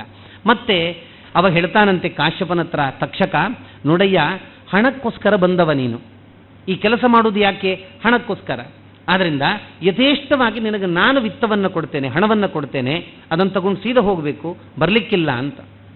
ಬ್ರಾಹ್ಮಣ ನಿಜವಾಗಿ ಹಣಕ್ಕೆ ಬಂದದ್ದು ಹೌದು ಅಲ್ವೋ? ಅದಕ್ಕಿಂತ ಹೆಚ್ಚಾಗಿ ಕಾಶ್ಯಪ ಕಣ್ಣುಮುಚ್ಚಿ ಯೋಚನೆ ಮಾಡ್ತಾನಂತೆ, ಪರೀಕ್ಷಿತನಿಗೆ ಇರೋದು ಎಷ್ಟೇ ಆಯಸ್ಸು, ಅದರಿಂದ ತಾನು ವ್ಯತಿರೇಕವಾಗಿ ವರ್ತನೆ ಮಾಡಬಾರದು ಅಂತ ಹೇಳಿ ತಕ್ಷಕ ಹೇಗೂ ಹಣ ಕೊಡ್ತೇನೆ ಅಂತ ಹೇಳಿದ, ಒಪ್ಪಂದ ಮಾಡಿಕೊಂಡ, ಹಣ ಪಡ್ಕೊಂಡ, ಸೀದಾ ಹೊರಟ. ತಕ್ಷಕ ಬ್ರಾಹ್ಮಣ ವೇಷದಲ್ಲಿ ಹೋಗ್ತಾನೆ. ಮಹಾಭಾರತದ ಪ್ರಕಾರ ಒಂದು ಚಿಕ್ಕ ಕೀಟದ ರೂಪದಲ್ಲಿ ಹೋಗ್ತಾನೆ. ಕೀಟ ಏನು ಮಾಡಲಿಕ್ಕಿಲ್ಲ ಅಂತ ಭಾವಿಸಿದ ಪರೀಕ್ಷಿತ, ಆ ಕೀಟವೇ ಮಹಾಸರ್ಪವಾಗಿ ಪರಿವರ್ತನೆಗೊಳ್ಳುತ್ತದೆ. ತಕ್ಷಕನನ್ನು ಕಚ್ಚುತ್ತದೆ. ಇಷ್ಟಾಗಿ ಕತೆ ಪೂರ್ತಿಯಾದಾಗ ಪರೀಕ್ಷಿತ ಮಹಾರಾಜ ಶುಕಾಚಾರ್ಯರ ಹತ್ರವೇ ಹೇಳಿದಂತೆ, ಇನ್ನು ತಕ್ಷಕ ಬರಲಿ ಯಾರೇ ಬರಲಿ, ಬಂದರೆ ಕಚ್ಚುವುದು ನನ್ನ ಶರೀರಕ್ಕೆ. ಆತ್ಮ ಅಂತೂ ಅಮರ, ಆತ್ಮ ಅಂತೂ ಪವಿತ್ರ, ಅದು ಭಗವದ್ಧಾಮದ ಕಡೆಗೆ ತೆರಳುವಂಥದ್ರಲ್ಲಿ ಸಂಶಯವೇ ಇಲ್ಲ. ಆದ್ದರಿಂದ ತಕ್ಷಕ ಬರಲಿ ಯಾರೇ ಬರಲಿ ಕಚ್ಚಲಿ ಅಂತ ಅವ ಹೇಳಿದ ರೀತಿಯಲ್ಲೇ ತಕ್ಷಕ ಬಂದು ಪರೀಕ್ಷಿತನಿಗೆ ಕಚ್ಚುತ್ತಾನೆ. ಪರೀಕ್ಷಿತ ನಿಜವಾಗಿ ಕಚ್ಚಿ ಮೃತನಾದ ಅಂತ ಎಲ್ಲರೂ ಭಾವಿಸಿದ್ದು, ಆದರೆ ಪರೀಕ್ಷಿತ ತಕ್ಷಕನಿಂದ ಕಚ್ಚಿಸಿಕೊಂಡ, ಅವ ಮರಣ ಹೊಂದಲಿಲ್ಲ, ಅವ ಅಮರನಾದ. ಇವತ್ತಿಗೂ ಕೂಡ ತಕ್ಷಕ, ಆ ಪರೀಕ್ಷಿತ ಮಹಾರಾಜ ನಮ್ಮ ಮುಂದೆ ಇದ್ದಾನೆ ಅನ್ನುವಂಥ ರೀತಿಯಲ್ಲಿ ಅವನ ಕತೆ ಭಾಗವತದಲ್ಲಿ ಮೂಡಿಬರುತ್ತದೆ. ಇದು ನಾವು ಮಂಗಲ ಪ್ರವಚನದ ಸಂದರ್ಭದಲ್ಲಿ ನೋಡಿರತಕ್ಕಂತಹ ಕೆಲವೊಂದು ಸಂಗತಿ. 7 ದಿವಸದಲ್ಲಿ ಭಾಗವತವನ್ನು ಮುಗಿಸಬೇಕು ಅನ್ನುವಂತಹ ಒಂದು ಪರಂಪರೆ ಇದ್ದ ಹಿನ್ನೆಲೆಯಲ್ಲಿ ನಾವು 7 ದಿವಸಕ್ಕೆ ಅದನ್ನು ವ್ಯವಸ್ಥೆ ಮಾಡಿ ಕೇಳುವಂಥದ್ದನ್ನು ಮಾಡ್ತಾ ಇದ್ದೇವೆ. ಜೀವಮಾನ ಇಡೀ ಕೇಳಿದ್ರೂ ಮಿಕ್ಕುಳಿದಂತಹ ಸಂಗತಿಗಳೆಲ್ಲ ಎಷ್ಟೋ ಇರ್ತದೆ. ಹಾಗೆ ಇದಾಗಿದೆ.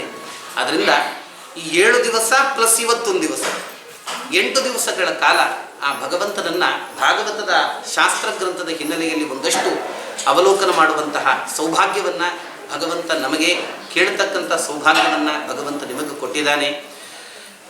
ವಾಸುದೇವ ಕಥಾ ಪ್ರಶ್ನ ಪುರುಷಾನ್ ತ್ರೀನ್ ಪುನಾತಿ ವಕ್ತಾರಂ ಪೃಚ್ಛಕಂ ಶ್ರೋತೃನ್ ತತ್ಪಾದ ಸಲಿಲಂ ಯಥಾ ಅಂತ ಹೇಳ್ತದೆ ಭಾಗವತ. ಭಗವಂತನ ಕಥೆಯನ್ನು ಕೇಳುವುದರಿಂದ 3 ಮಂದಿ ಪವಿತ್ರರಾಗ್ತಾರಂತೆ. 3 ಮಂದಿ ಪವಿತ್ರರಾಗ್ತಾರೆ. ಫಸ್ಟ್ ಯಾರು? ವಕ್ತಾರಂ, ಯಾರು ಹೇಳ್ತಾನೆ ಅವನು. ಮತ್ತೆ ಯಾರು? ವಕ್ತಾರಂ ಪೃಚ್ಛಕಂ, ಯಾರು ಹೇಳಿಸ್ತಾರೆ ಅವರು ಅಂತ. ಕೊನೆಯದಾಗಿ ಯಾರು ಈ ಕಥೆಯನ್ನು ಕೇಳ್ತಾರೆ ಅವರೂ ಕೂಡ ಪುನೀತರಾಗ್ತಾರೆ, ಪರಮ ಪುಣ್ಯ ಸಂಪಾದನೆಗೆ ಅವರೂ ಕೂಡ ಕಾರಣೀಭೂತರಾಗ್ತಾರೆ ಅಂತ ಅದ್ಭುತ ಆಗಿರತಕ್ಕಂತಹ ಸಂಗತಿ ಭಾಗವತವೇ ಹೇಳಿದ್ದನ್ನು ನಾವು ಅನುಸಂಧಾನ ಮಾಡುತ್ತಾ ಭಗವಂತನ ಕೃಷ್ಣನ ಕಥೆಯನ್ನು ಕೇಳಿ ಬಿಡೋದಲ್ಲ, ಇವತ್ತಿನಿಂದಲೇ ಒಂದು ಹೊಸ ಸಂಕಲ್ಪ ಆಗಬೇಕು ನಮ್ಮಿಂದ. ಆ ಹೊಸ ಸಂಕಲ್ಪ ಹೇಗಿರಬೇಕು? ನನ್ನ ಆತ್ಮ ಉದ್ಧಾರಕ್ಕೆ ಯಾವುದಾದ್ರೂ ಹೊಸ ಕಾರ್ಯಕ್ರಮವನ್ನು ನಾನು ಮಾಡ್ತೇನೆ ಅಂತ. ಇವತ್ತಿನವರೆಗೆ ನಾನು ವಿಷ್ಣು ಸಹಸ್ರನಾಮ ನಿತ್ಯ ಪಾರಾಯಣ ಮಾಡ್ತಾ ಇಲ್ಲ, ಇವತ್ತಿನಿಂದ ಮಾಡ್ತೇನೆ. ಇವತ್ತಿನಿಂದ 3 ಹೊತ್ತು ಗಾಯತ್ರಿ ಮಾಡ್ತಾ ಇರಲಿಲ್ಲ, ಇವತ್ತಿನಿಂದ ಮಾಡ್ತೇನೆ. ಇವತ್ತಿನಿಂದ ಏಕಾದಶಿ ಉಪವಾಸದ ಕಡೆಗೆ ಬಹಳ ಒಂದು ರೀತಿಯ ಆಸ್ಥೆ ಇರಲಿಲ್ಲ, ಇವತ್ತಿನಿಂದ ಮಾಡ್ತೇನೆ ಅನ್ನತಕ್ಕಂತಹ ಏನಾದರೂ ಶ್ರೇಷ್ಠ ಚಿಂತನೆಗೆ ಈ ಭಾಗವತ ಚಿಂತನ ಅನ್ನುವಂಥದ್ದು ಕಾರಣ ಆಯಿತು ಅಂತ ಹೇಳಿದರೆ, ಹೇಳಿಸಿದವರಿಗೂ ಅದು ಸಾರ್ಥಕತೆ ಕಾರಣ ಆಗ್ತದೆ, ಹೇಳಿದವರಿಗೂ ಕೂಡ.